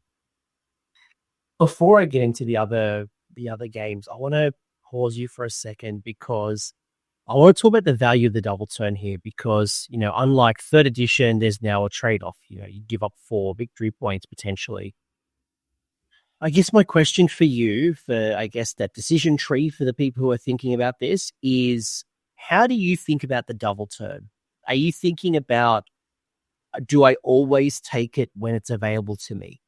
Do I think about it as, I look at the score and I think about how I can I drop the 4 points and how that might play out towards the end? Do you calculate it? Do you, when do you take it, and what is in your decision tree in an average game? Yeah, no, so it's a great question. I think if I know the double can be against me, so if I'm going top of the turn, I always think about how do I protect against the double. So what is, like I mentioned, my game against Nighthaunt that we'll come to in a second, how do I make sure that in their following turn, they don't get in a position where they can just steamroll me if they win the double? So that's sort of, if I know the double can come against me, that's my line of thinking. How do I protect against the double? And similarly, when I have the opportunity, if I'm going a second in a round and I have the opportunity for the double, I always think about how can I put myself in a position so that if I win the roll-off, I have an incredible threat, against my opponent. And if I lose it, I'm still not in a bad position, where I'll still be okay. I don't like it to play if I play too passively, and I basically say, well, either of us couldn't end the roll off, so I'll just put myself in a passive position. I don't like that, because then that means that if my opponent win the roll off, they can sort of give it to me, and so now I'm in the wrong side of the momentum. So I always want to pose a threat, but also be in an okay spot if I don't win the roll off. So but it's important. You always need to think 2 turns ahead in AOS, which makes it an incredibly challenging game, strategically to play. But that's my thinking. And then on taking the double, I would often not take it. I think it's more potent in turn 1 or turn 2, because you get the double, and it's unlikely that your opponent is gonna want to double you back in turn 4, turn 5, because there the point change, it just is hard to give up 4 points in the last turns. But taking an early double and getting behind on points, getting that underdog position for an extra CP or something like that, can actually be a net, help to you. So I think the early double is more powerful typically. But still, I would only take it if I see like the opportunity to really, induce pain. Glad you said that, because that was where I wanted to go with it. One more question before we move to this 4 is, what in your decision tree, what are the things that almost force your hand to say, right, I've got to take the double turn? Because like you, my default is always to give it away. Like my decision tree always starts with give it away. But then when things pop up in the battle where I feel like I've got to take it because of an opportunity or something that I'm not feeling confident on, that's when I'll pull the card and say, yes, I'll take the double. So what might be some examples where you're like, this is definitely the right opportunity to cripple or to seize something that's happening? Yeah, no, so I think it's against armies that have, against castle armies particularly, I would say. So, because if you always just play turn, and you never take a double, the castle army will always have the opportunity to sort of rebuild their walls and keep their key pieces safe in the back. And that is just incredibly hard to play against. So they sort of get to play exactly how they want to do. So what I want to do there is I want to put myself in a position where I open up one of their walls somewhere, and with the opportunity to take the double to actually get to where it hurts, which is behind the front, right? And that's why the first roll off for the sort of setting the momentum of the game is very important in that game against Siege. And I think we'll come back to in a second, maybe with the Rania game. But I think actually here I won all the roll offs, and I think in hindsight I should have given her the double from 1 to 2, just to have the threat of getting double back, because suddenly she needs to then be aware of, oh, how do I protect myself against the double against this army, which would have forced her to play in a much more sort of passive way in the end. So I think I need that threat against a castle army like Siege. That needs to be part of the game plan. Of course, I can also play out the grind and just go for winning by 1 or 2 points in the end, by being a little bit better on the objectives, a bit better on the tactics. But being better on tactics against Siege, that's not easy. No, and you've got to be confident that you're going to drop 4 victory points, that you can score the 6. Because if you don't score the 6 and you drop 1, if you're only getting 1 to 3, then you will see that will bite you towards the end of the game, especially in a nail biter. So if you're going to do it, be confident you can score the 6, and you can cripple, or you can remove that critical unit. You can take out that key support piece, that that spell. Like for example, there's an open Crom Spine. You can get to the wizard and then make the Crom Spine disappear. You can kill the wizard. Take that opportunity because it's worth the 4 victory points. But I'm sure there's many reasons, but I just wanted to unpack that one, because we've talked a lot about the priority roll. We've talked a lot about the double, but it's not always the thing that we want to do. No, not at all. Doesn't mean you should take it. No, definitely not. And I think more often than not, I think I have regretted taking the double when I shouldn't have. It's tempting, but generally, if you don't see that opening, like, don't do it. Yeah, just you can, doesn't mean you should. Then we move into your second Skaven list. So we've got Ollie Morin here. You defeated Ollie 38-21. It was in close to the chest. A little bit of similarity. You've got the Warpcog congregation. Oh, my throat's got killing me. You've got Thankful. You've got the Clan Rats. You've got Rattling Guns. A little bit in common. You don't have the Night Runners that you saw in Matt Beasley's list. You've got the double Rattling Guns reinforced, though. You've got there's some commonality here. Did this game unfold any differently to the Matt Beasley list? Obviously, this is a bigger score for you compared to that, which was a little bit closer. But again, how did this list kind of unfold? Yeah, so I think in this one, I lost the first two priors, which means that he gave me first, and he had the double against me, which was sort of what I was the most prepared for. Interesting enough, when you look at the score. Also, I need to call out first that Ollie, 16-year-old who just played amazing Warhammer. I mean, his precision in everything he did and his thought process was just amazing. So I need to call out he's an absolute incredible player. I was thoroughly impressed, and he had just beaten one of my Norwegian friends who was like one of the best players in Norway, and he beat him, and I was scared going into this because I knew he was a really, really good player. And very cool army as well. Like he had like some piratey themes on his models, like very, very cool. And it was great to have a father-son. So Ollie was there, 16-year-old young man. Father was there as well playing. So it was a very, very cool experience. I tried to get onto Warhammer TV to interview them as like a dad-son combo. Unfortunately, it didn't work out, but I was in awe. Like, I'd love to see more young champions kind of hit the table and see that next generation. So kudos to Ollie as well. Yeah. Exactly. But then my game plan in this one was actually the one I had practiced against my friend back home, because there we had practiced sort of the underdog scenario. So where I'm given first and where I lose the first prior roll for turn 2 and get the double against me. So I was very prepared, I would say, for this exact scenario. So basically the game plan was, I mean, as always, win condition is, of course, to get to the Rattling Guns. But I knew that was not going to be possible first turn. And I was quite proud of my play here as well. So first turn I sent up 6 prosecutors and the 6 Paladors, engage everything into his front line to just sort of get as much out as possible. And then I powered through back with the Paladors far enough that I knew he wouldn't be able to get to them in his first turn, which basically means his whole first turn he needed to spend on dealing with the 6 prosecutors that was sort of locked in his face. He couldn't even, because he can retreat the clan rats and make space for the Rattling Guns, but I had positioned my prosecutors in a way that there was just no way he could move enough forward to shoot anything else but them. So and the Rattling Guns are shooting range of 15? 15, yeah. So with the 3d6 charge and obviously the high movement, and even the long strikes having, much better shooting range, playing around the Rattling Guns, because that's probably the highest damage dealing. Yeah, Thank will do some stuff, but getting those Rattling Guns and playing around them was going to be key.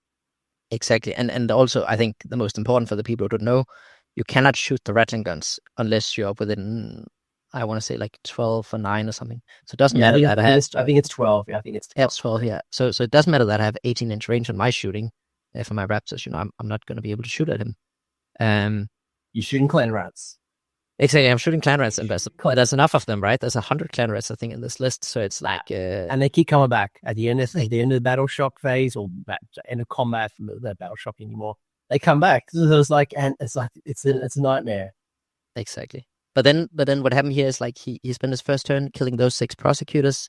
I think I get a bit ahead on points already there because I'm sort of containing him a bit. And then on his double turn, he then picks up the 6 Paladors, which obviously is painful. But at that point, he's also had to move up the board a bit and made some openings. And there I make a lot of cheeky plays. I get the 3 Paladors back, charging his faction terrain, pinning 6 Rattling Guns on one side of the board. I get my prosecutors in to deal with his, or my remaining 6 prosecutors in. I sort of charge them behind enemy lines, and And yeah, so from there, I really get the toolbox out of my army and get to play everything. And as I mentioned, I really like to play in the sort of underdog position. So he's killed almost half my armies with the 6 prosecutors and 6 paladors. And that's where, yeah, I really like to then make most of what I have left.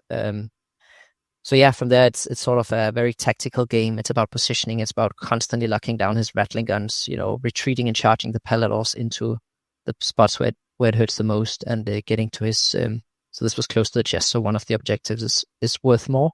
So constantly going for that one to get ahead on points. Really cool game, really great opponent. Yeah, thoroughly enjoyed it. Tough one as well, because there's 6 objectives all perfectly positioned that this is a good one for Skaven. You have those Narholes kind of in the middle of the board. You super castly with the clan rats. Thankful is super tanky.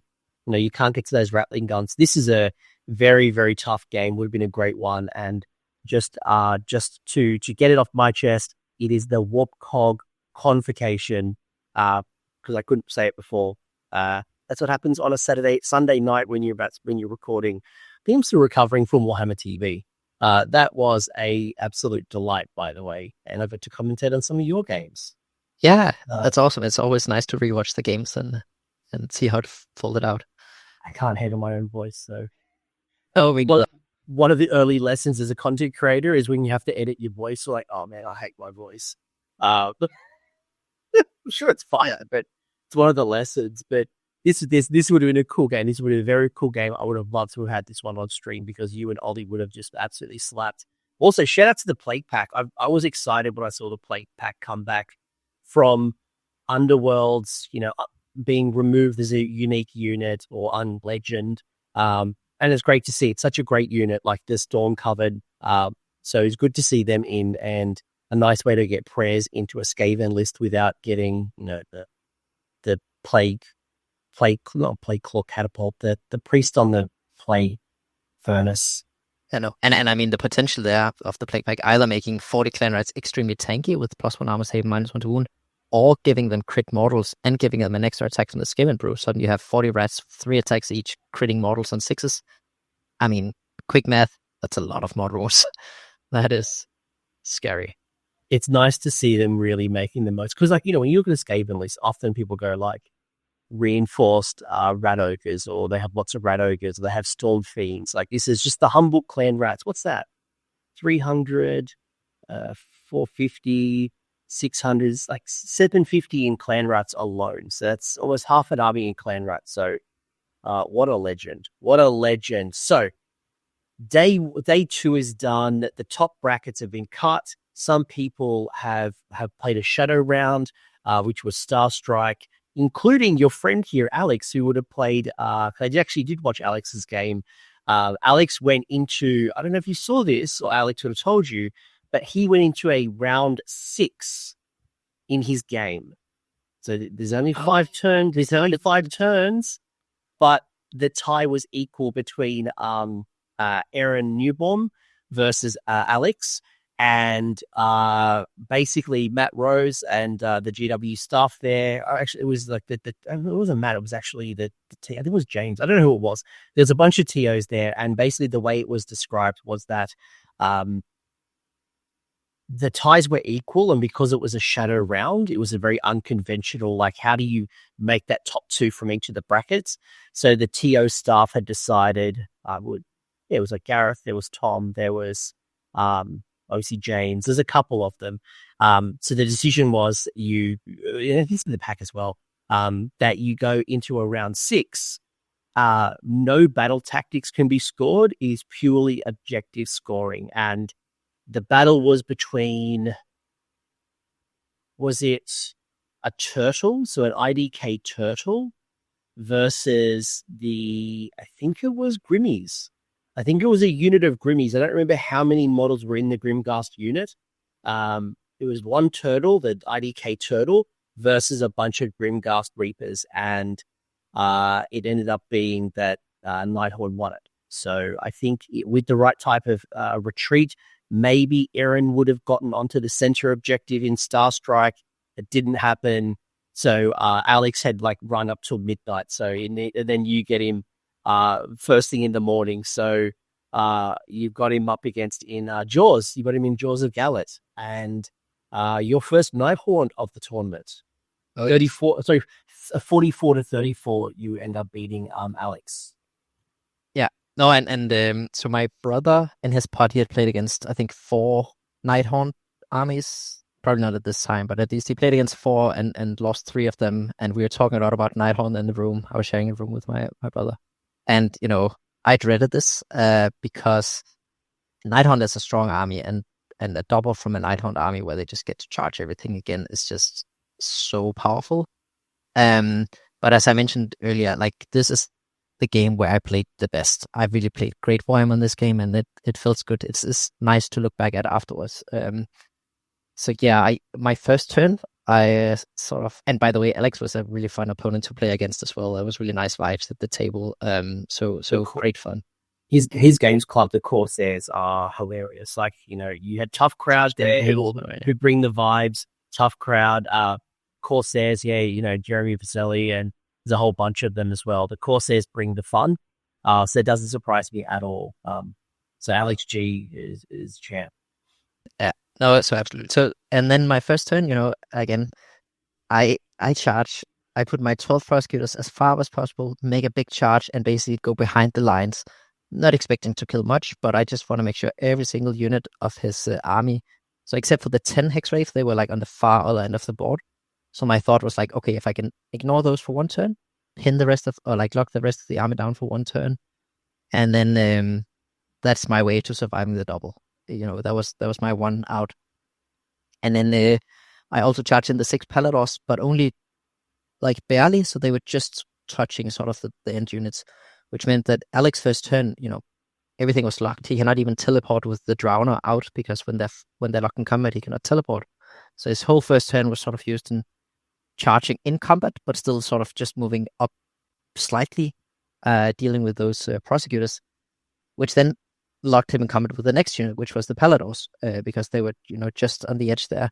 So then he won the double, took the double, but again, he was kind of locked, so he had to spend the whole turn dealing with those 6 Paladors. I think he also managed to get some Hexwraiths out and charge into my Raptors, so he would lock them in combat. He didn't kill them, but at least they were locked. So it was a powerful turn, and it was probably still the right thing for him to take the double. But because I had prepared so well for it, I was not out. I had Krandus alive. In the meanwhile, he had also, run Hexwraith from basically one end of the table to the other. Literally, like he was starting in one end of the far end of the short table edge. And in his first turn, he ran halfway through the table. And next one, he ran the other half and charged by Lord Relictor in the corner. Luckily, didn't manage to pick him off, which meant that in my turn after that, it was about skills. It was really about pulling all the tricks. So I would like translocate a unit back, take one objective in the corner, recurse, get the 3 Paladors back, take the other corner, Krandus, casting -1d6 charge constantly in all of the turns since then. And then suddenly I was the one controlling the board. I had all the objectives. I was playing the board. I was like had good opportunity to score tactics, and Krandus would do a bit of damage. And yeah, really, really a well played game from both sides, and it was super enjoyable. I think the one thing Alex also realized after the game was that he didn't remove any objectives, being the underdog. That could have definitely put him in a better spot. I think that's sort of the disadvantage of playing until midnight, maybe the day before, being exhausted in the morning. Yeah, he would have played. Yeah, that would have been game 6 for. Well, that would have technically been game 6 for him. But yeah, exactly. So that could have made a difference. I still think I would probably have taken the upper end of that, even with him burning objectives. But it would have for sure been a more close score in the end, because on the table it was very close. Like we were both, actually that happened most of my games. Like we all just, everything is dead by the end of the game. But it was a super fun game. Any highlights that you haven't acknowledged for this one? Because this would have been a great game. I mean, both of you played a really strong movement game, so it would have been. And I got to see a bunch of those, like 40 chess, so much movement. I think I saw an IDK versus Stormcast. It might have been, maybe it was Chris Hernandez versus an IDK list, and it was just absolutely wild. Just the amount of speed, even watching the Flesh Eater Courts game, all of Morbeg Knights, just the speed that you can put on and, looking at things with a different dimension. Anything in particular, like story-wise, that popped out of this game before we go into round 6? No, I think for me it was two things. It was the actually now I remember one thing that was story. Probably Alex's stuck. I think this was as much fun, but for me it was sort of game changing. It was basically Reikenor. I chipped him a little bit, so he's taken, I think he has 7 wounds, and he had taken either 4 or 5. And then in Alex's turn, he decides to take the place of power with Reikenor. Oh. And then rolls the 1, rolls the 300 damage, fails all the ward, and Reikenor's dead, which was, very unlikely. But in hindsight, of course, not a risk you would want to take. And Alex was, I think, quite unhappy with it. He took it like a champ, though. But that was definitely a game-changing moment and super crazy. Oh, that's brutal. I've had that with Morathi. I'll share it. Like, I've done Place of Power taking damage to Morathi, and I've regretted it. That luckily I didn't kill Morathi with it. That sucks. That obviously hurts. So my thoughts and prayers are with you, Alex, for that one. Next one is, now this is a cracker of the game. So round 6, you're in the Vice, and it's your first 1-drop. So you've been battling 2 drops since the dawn of time. We've now gone into Krondus and Friends. So Krondus, you've gone 2 units of the Paladors with javelins, 2 units of 1 unit of Hurricane crossbows, 1 unit of long strikes, all of them reinforced. I had Leo Ralton on the stream. Actually, it might have been the round 5 when we were just playing Nighthawk. I'm pretty sure I had Leo on. Maybe he was I had him on. And it was awesome to watch him play. And this is different. You've got the mirror match between Krondus. You've got, you've talked about the value of the Paladors. And, or maybe this game was on. Was this game on stream? This game was on stream. This is the game. Yeah, I'm pretty sure. Yeah, this is the game on stream. Wow, this was a cracking game because it was a mirror, right? You've got long strikes. He's got long strikes, but more of them. You've got the Starstrike Javelins. He's got them and got more of them. And then you have Krondus versus Krondus. So how does your game plan change on this one? And did it work the way you thought it was going to work? Yeah, no, I thought it was a super interesting game. And there's many things to say about this game. I think the battle plan, I feel at least, was to my advantage because the way Leo deployed was exactly how I would sort of expect him to deploy. So I'm trying to see the weaknesses in all armies, right? And the weakness in this army is like you don't have a throwaway piece, right? All of your units are super valuable in his army, but he needs something to take that objective with, right? We start the objectives all the way down in each corner, which means that I know for sure that one of his many units he would need to deploy in a corner. So that's what happens. He puts like 6 Paladors in one corner and the rest of the army in another corner with the Hurricane crossbows in reserve. And there I like to pose challenging questions to my opponent. And what I did here was, I just ignored one of my home objectives and put my whole army in one corner in front of his 6 Paladors. But with the caveat that my Lord Relictor was in range of a place of power and my Paladors that was in front of his were within range of Translocate, which means he can take the turn, try to go for my Paladors, knowing that on a 3+, I just Translocate them away. Or he can give me the turn and appreciate that my whole army can basically engage with his 6 Paladors. That's a tough question to have to answer to in the first turn. And I was going to ask you about this because I saw your deployment and I remember I was going to ask you because this was the game. I remember seeing you not deploy on, I think, the left objective, and then your whole, like, a lot of your army raced forward into his. So I'm like, what is he doing? Why did he not deploy? Like, was this a mistake? But I'm hearing no, deliberate decision. That was a very deliberate decision because if he takes first, he can score 10.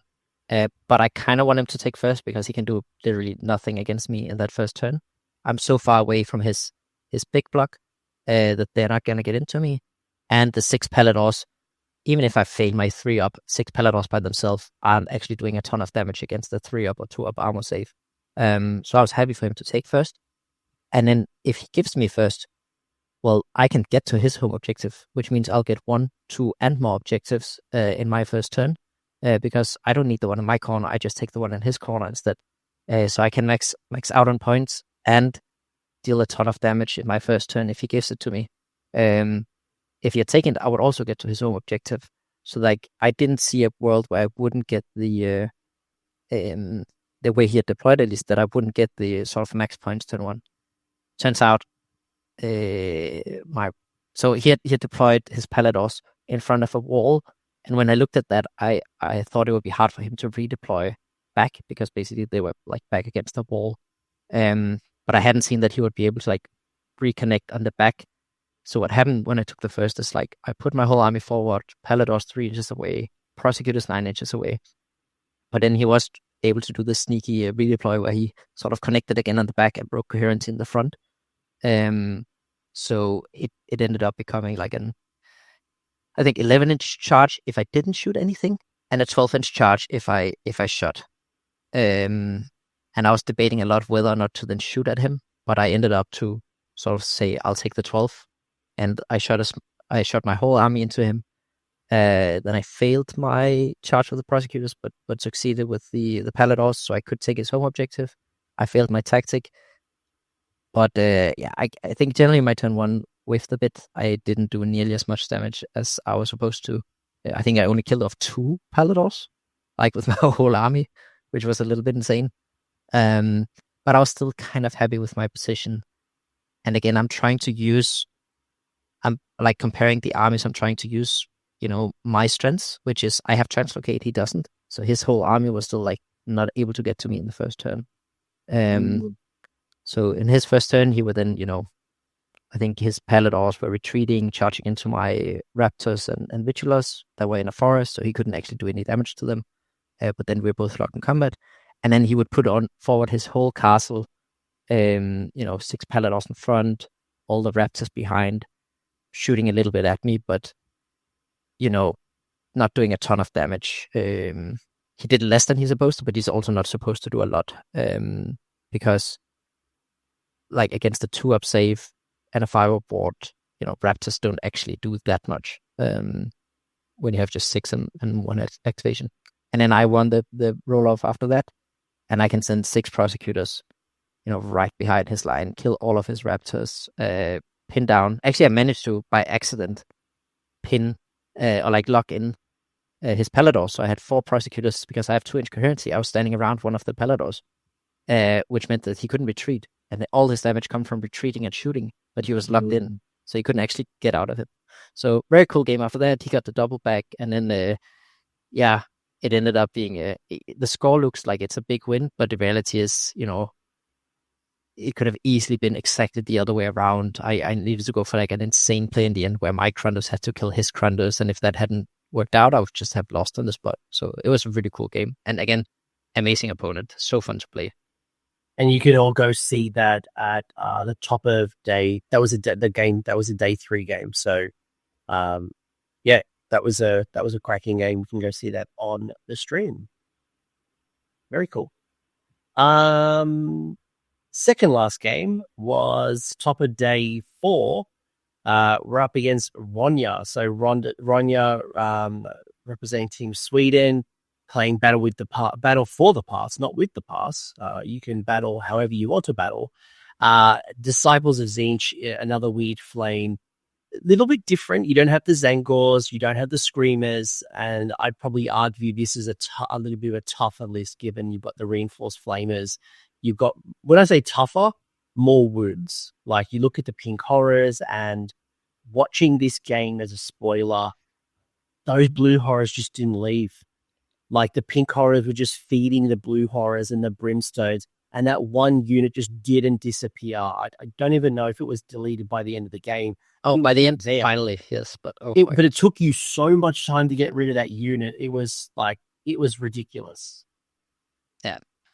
No, so this game was, I'm kind of sad it was on stream because it was by far my worst performance, simply like decision-wise and execution-wise. I mean, my turn 1 was great. So first of all, she wins the first roll off for the sides, which sort of sets the momentum of the game.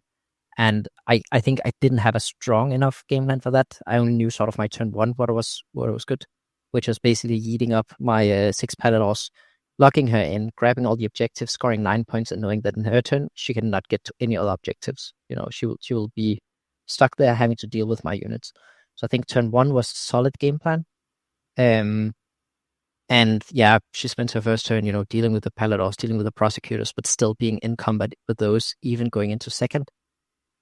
And then I win the roll off to second. And actually, I think in hindsight, the better play here would have been to just give it to her and say, okay, now you get to kill all my Paladors and the prosecutors, but you still don't get to the points. And now I'm threatening with a double back where I can really get to your juicy stuff.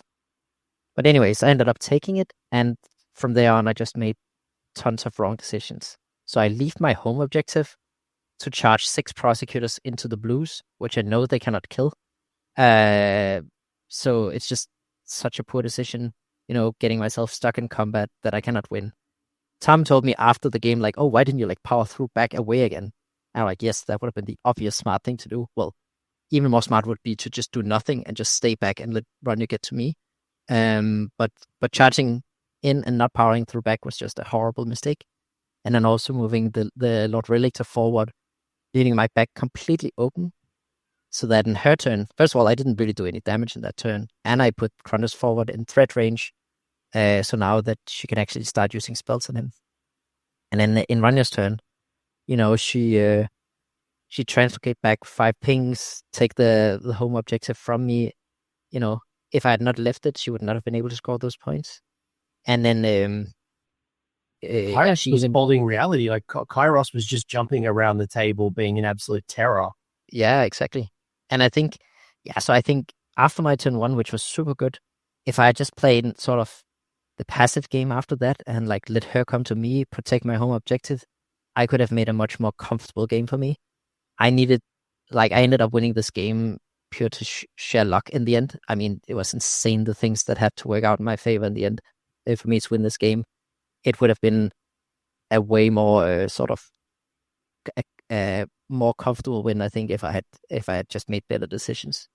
I think there was still a highlight though, which was my turn 5, where again I said I was proud of my game again in that turn, which was, I had 4 minutes left on the clock, and 2 of those minutes I take down to just go through all battle tactics and think, what is theoretically possible? And it comes down to one of two things. One of slay the entourage, which I have to kill Kairos, which seems very unlikely because, I have a Krondus on 1 wound, I have a Raptor on 1 wound, I have a Prosecutor on 2 wounds but locked in combat, and then I have a Lord Relictor and Vigilus with a few more wounds left. But I have 5 units left on the table, 3 of which have either 1 or 2 wounds. So at this point in time, Kairos was on 3 wounds. He had taken 8 wounds, I think, at that point, because he had rallied the turn before that. But yes, before that, he had 3 wounds left. Yeah, it was 3 wounds left, and then there was a rally, and the rally got 5 wounds back. So Kairos went from 3 to almost dead to back to 8, and whoa, that was a big swing. And all while Krondus is being burnt from the weird flame, just slowly dying, waiting for this final breath.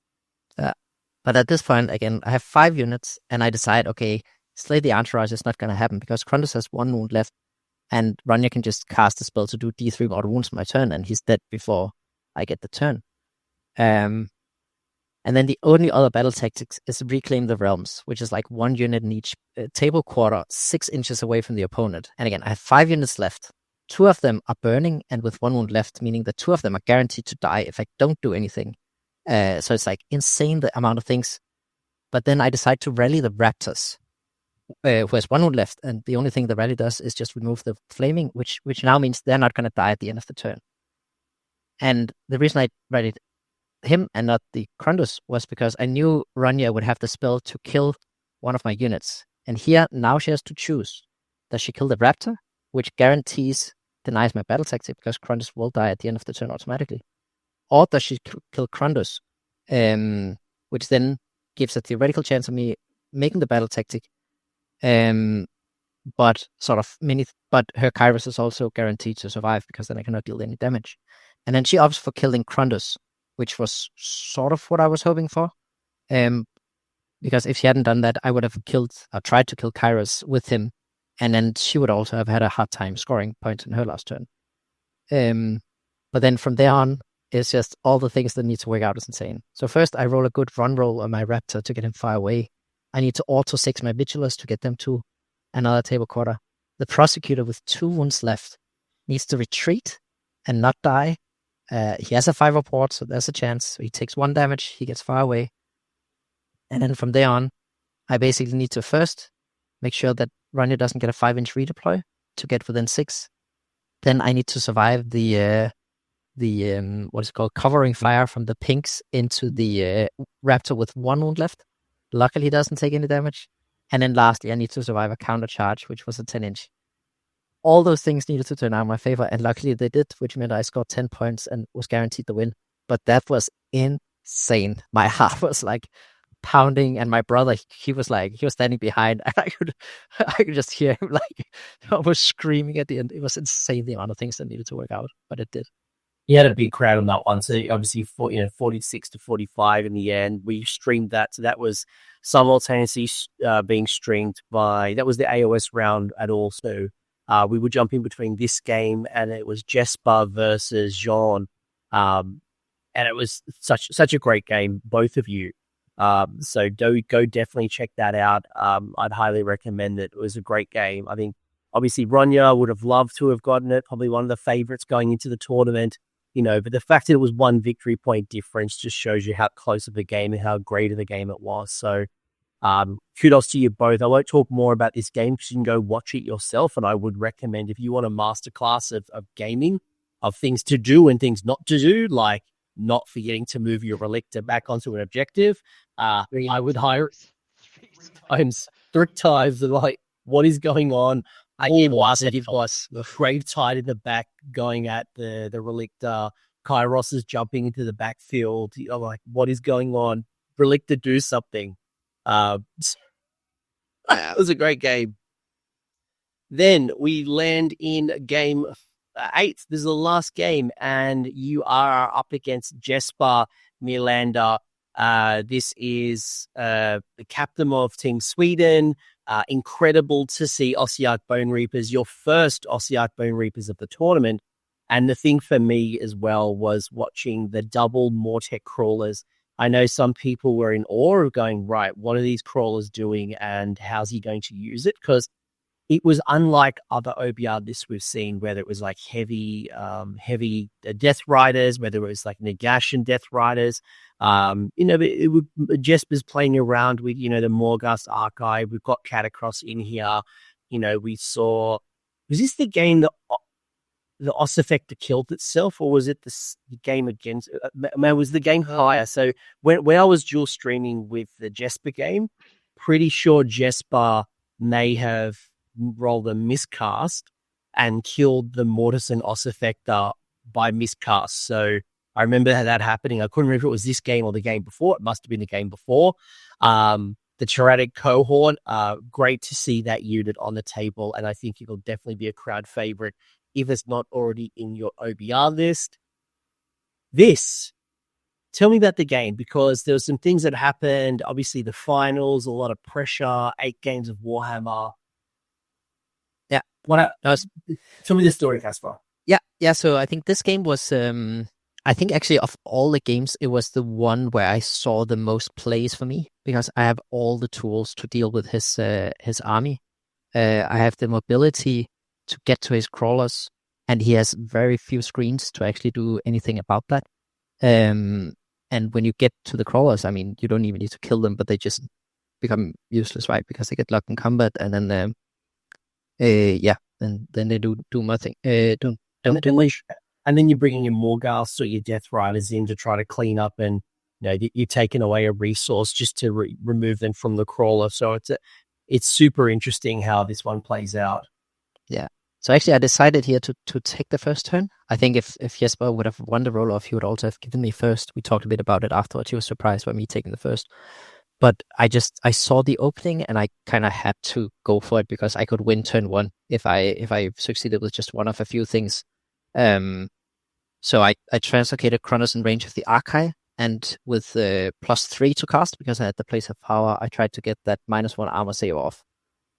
If that had gotten off, and I would need to roll like a 500 dice to get it off, I think it would have been game. Honestly, that would have been huge. But unfortunately, it failed. And then I basically continued to pin in his army. So my 6 Paladors would pin or like lock around his sort of main body of the Death Riders, and then the 6 Prosecutors went into the Archive with anti-infantry, so they had like 2 rend against them. And again, that would have been rend 3 with the spell going off. And then the other thing that was unfortunate was that my Vigilos failed to do a damage against the Archive, which is basically how I maximize my output. The reason why it's so important is that then I don't need to spend the command point on all-out attack, but I can use all-out defend on my Prosecutors, which makes them insanely durable with Finest Hour, so they are on a 1-up save, 5-up ward, and still deal the same amount of damage.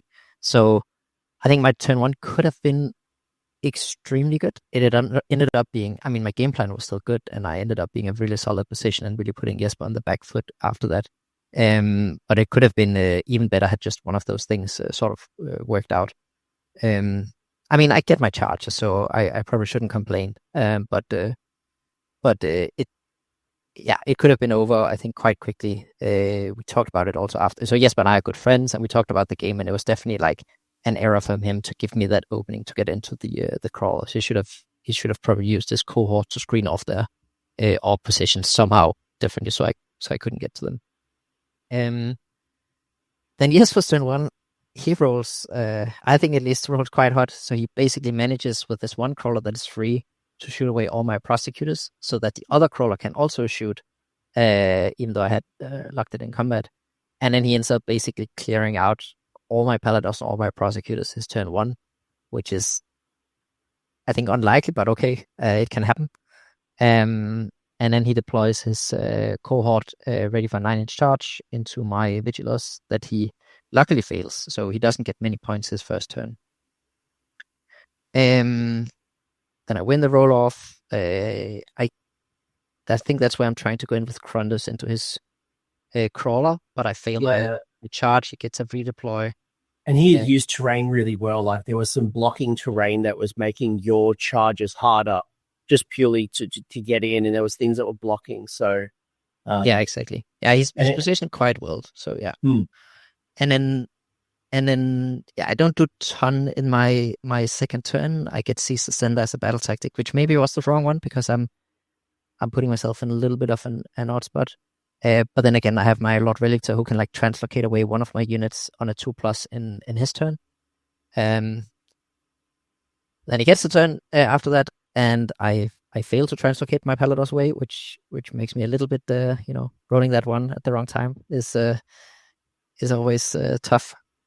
But it is what it is, and in the end, it didn't matter too much because he then charges the Archive into the. Oh, and by the way, my other 6 Prosecutors are locked up in combat with his cohort, which I failed to kill as well in my second turn. So then his Archive actually, and I think, I'm not sure Jesper realized this, but he went for, he needs to kill one of my units. It's like a death tactic. He needs to kill one of my units that hasn't taken any damage. And he charges both the Archive and Catacross into the same unit of Vigilos. And then the Archive does 3 damage, which in the second, you think about it, it's like, oh, it's not so much. It's probably bad. But if he had dealt just 3 more damage, I would have actually been able to pile away from Catacross, making him miss that tactic. So it was actually his luck that he dealt only 3 and not 6, not 9 damage, because then he would have failed his tactic that turn. But he dealt 3, and then I spike on my Vigilos, and they actually killed the Archive back, which was quite lucky.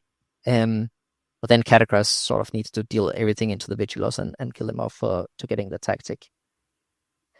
And then, I think turn 3 is, I don't remember exactly what I do in that turn. I think the Paladors charge something, and that's maybe where Krundus fails to lock both the catapults because the way I cannot pile into them fully. And then in turn 3 of the bottom of 3 is where Jesper makes the big mistake of forgetting to move his unit. I think this was one of the points I really wanted to use this interview to also talk about, because many people asked afterwards, like, oh, like, but he forgot to move a unit, but it was very clear that he was gonna move the unit. So why didn't you just let him do it then afterwards? Because I know many people, that's how they play the game. They sort of, if it's very clear that what an opponent is wants to do, you let them do it, even though if they forgot to do it. And I think so. I wanted to touch on that point because I play the game like that sometimes too. I think the most important is that when you play the game, you and your opponent needs to agree what is a good way for you to enjoy the game. And throughout the tournament, I adjusted my play style against every single opponent I played to play how they like to play the game as well. So we had the talk and we sort of agreed to it. Actually, with Jesper, we didn't have the talk, but we've played many times and we're good friends. And every single time, we like to play the game like this, that it's like, you make your decisions, you execute on them, and you move on. And if you forget to do something, it's your bad. And normally, hopefully, you should be able to then laugh about your own mistakes afterwards. I realized in this moment it was a little bit more painful for Jesper because it was sort of the final of an important tournament. But he, by the way, owned up to it big time afterwards, and we talked about it several times afterwards, and he recognized his mistake.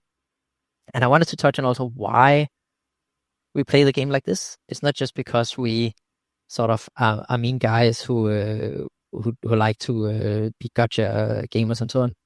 I think for us, it's enjoyable because we see it as a game where it's about, getting the strategic overview, making the right decisions, and executing on those decisions, and all sort of within the confined resource of time, right? Time is your, like, one element that you need to do all these things within. And sometimes you prioritize sort of moving on quicker to have more time toward the end, which means that you may overlook something in either your decision making or in your execution. But that's sort of part of your way of prioritizing your time. If you don't take the time to sort of go through all your decision execution, that's on you. And that's how Jesper and I play the game. And that doesn't mean it's the only way to play the game. I love to play the game in many different ways and adjust my play style. But when Jesper and I play, that is how we play the game. So yeah, I just thought that was important to point out because he knows that, I know that, and it can be hard to look at from the outside and appreciate that, I think, because you don't see that, you don't see the sort of, you don't know the history and so on. And again, it's not to be unfriendly. I hope that my opponents generally have a good experience playing against me, because I'm trying to be as friendly as an opponent as possible. But I think also consistency in the way you play the game is important for me.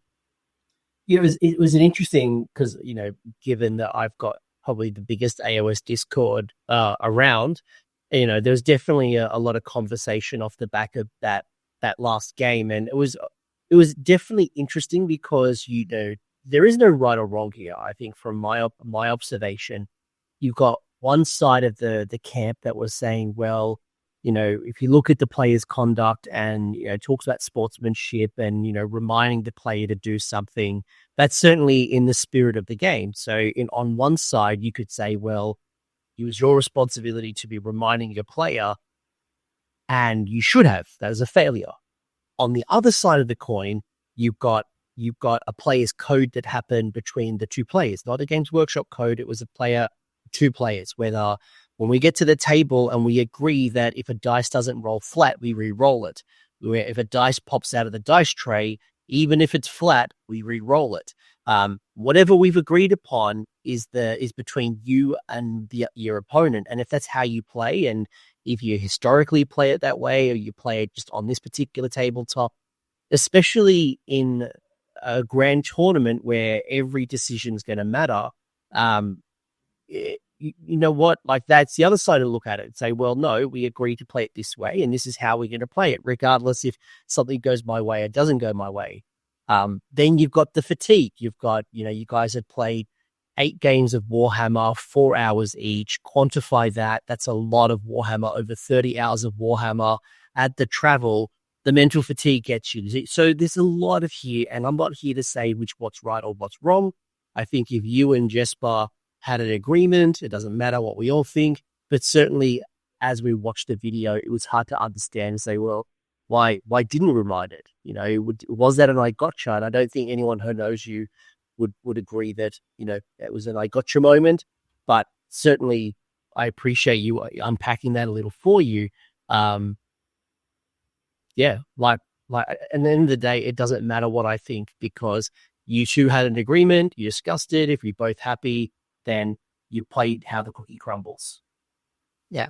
Yeah, and I think, and I mean, I think it's also, so the game before against Ronja, we both mess up as well. I mean, I mess up way more than her. I forget like 3 times to move my Lord Relics, and it almost cost me the game as well. I forget to charge, even though it's clear that I'm moving 3 inches away, and I want to charge, and then next turn I just forget to move. Like I just need to move on to your Victor, and I forget to do it. But I think it's, I mean, the way we at least look at sportsmanship in Denmark, it's for us, it's kind of, at least the way we play the game, is kind of bad sportsmanship to ask your opponent to take something back, because it feels like you're putting them in an uncomfortable spot. So I would never do it. Like I would never ask, oh, I forgot to move this one, can I please do it? Or like, I forgot to charge, can I please do it? Because I don't want to put my opponent in like an unpleasant spot of doing that. I would just be like, oh, shoot, forgot to move this one. That's my bad. Let's move on. So I think it's a different way. And again, the most important is that, and I think that should be the first rule of the player's code of conduct, is like, play the game how you and your opponent want to play it. I think that's the most important. Don't let others sort of tell you how you should play the game. And I promise you, whoever hasn't played me against yet and will in the future, I'm there to make the game enjoyable for you, and for us to play on the terms we want to play it. So just wanted to make sure that's clear. No, and I appreciate it. And I think, look, it's, I imagine it may have felt a little sour, and it wasn't, it shouldn't be. But certainly it was probably a little bit confusing, and there was definitely discourse, and, and when you're playing with your friends, and, you can do take backs. Absolutely, you can be a bit more lenient. But I know you, and I know how you compete, and the way you do, that very much that World Championship, thinking about, the top tables. You probably wouldn't do a take back, and I didn't see that in any of your games. And so I can see you've kept yourself at a high standard. And if you and Jesper have done something at a high standard, I can appreciate and understand. I may not agree with it, but I can appreciate and understand 2 players trying to play their absolute best. And if it means it's a slip up, it's a slip up.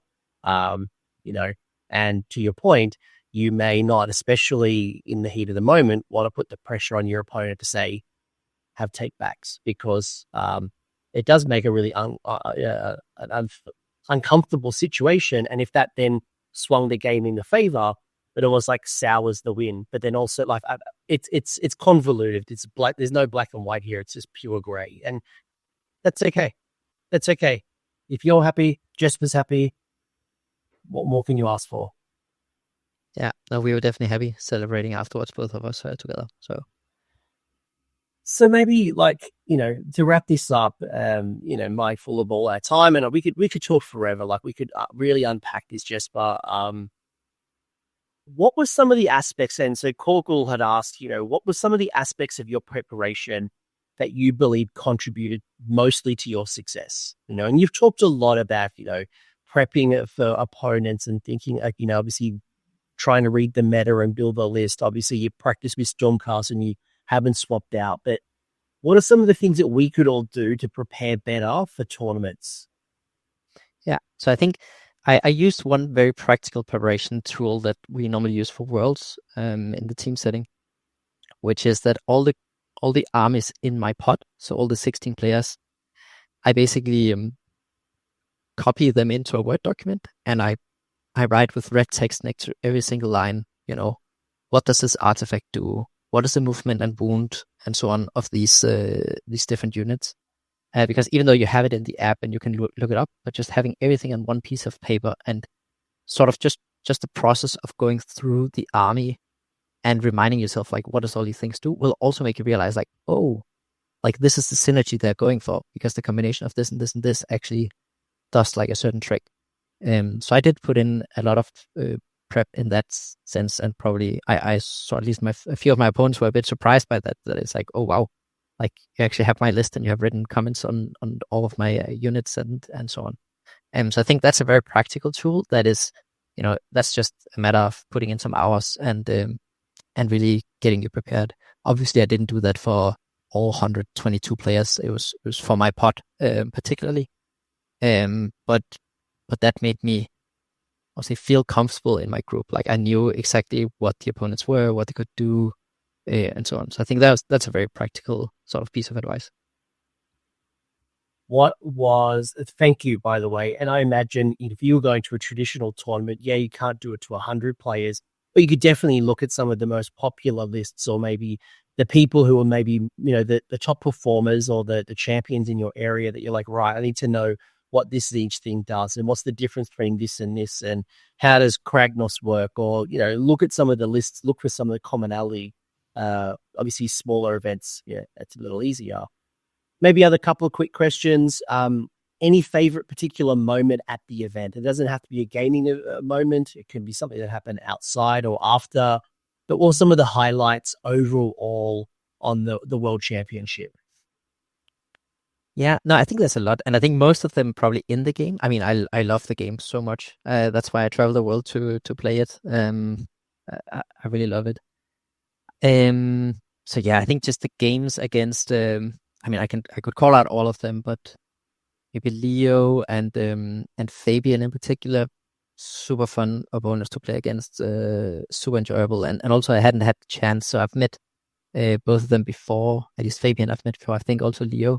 And it was sort of the first opportunity we got to play each other, and it was just a really enjoyable experience.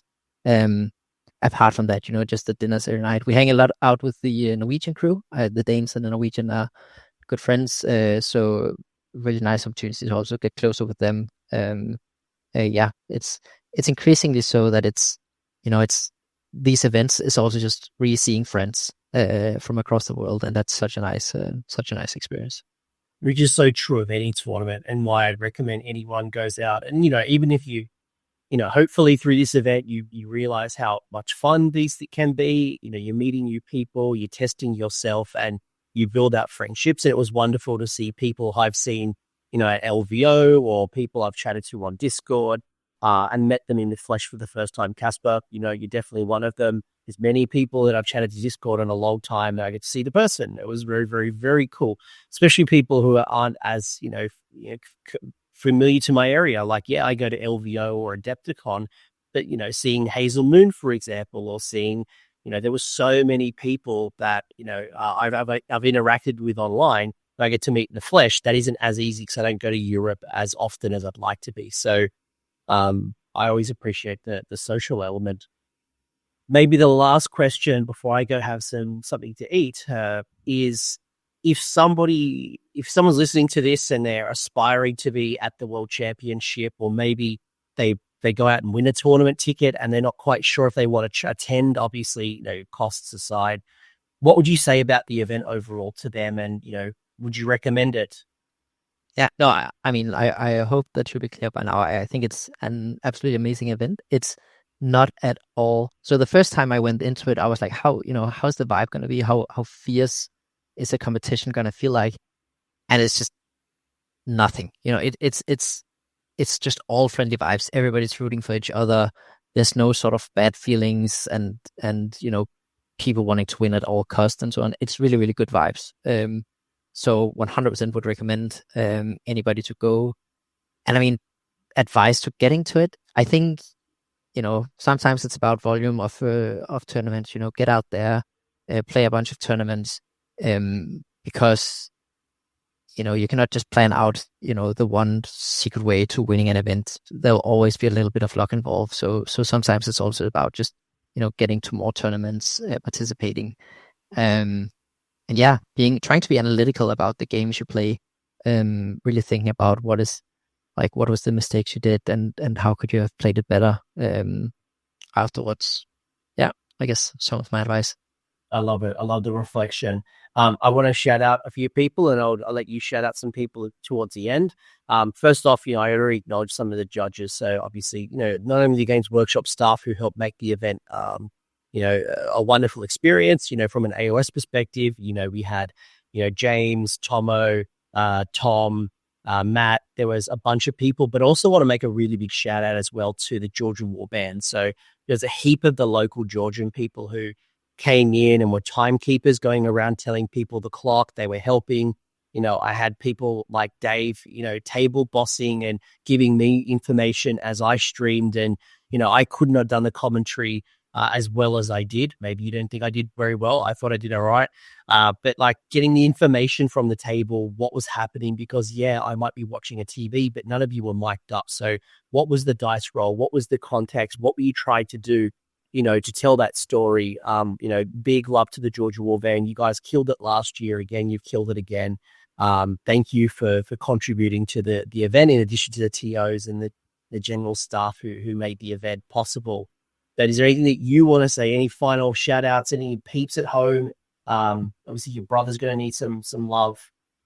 Yeah. I mean, big shout out to all my opponents first. It was absolutely a pleasure playing against all of you. And shout out to, I would say, both the Swedes and Norwegian also for making it an amazing run at this tournament, and for some great games in the semifinals and finals. And then, shout out to the Danish community. I mean, my friends back home were, following the games on the streams, and they were like all in the Discord channel talking to each other. And when I dialed in after the final round and sort of could chat with all of them, they're so excited for me. And it was just, it's really my, they make this, a big deal of my life. And it's such a great group of friends, including, of course, my brother as well, who was there all the way to support me. So absolutely amazing community. And if you, couldn't say it better myself, if you do want to watch any of Casper's games and the other games, so every day on Warhammer TV on Twitch, so you'll hear my lovely voice. Each of the first games were AOS. The second game was 40K, with the exception of the first game on day 4, which was the finals game. We do an AOS doubleheader I talked about. The final game, so the grand final, was streamed on the French Wargaming Studio. So shout out to our French friends.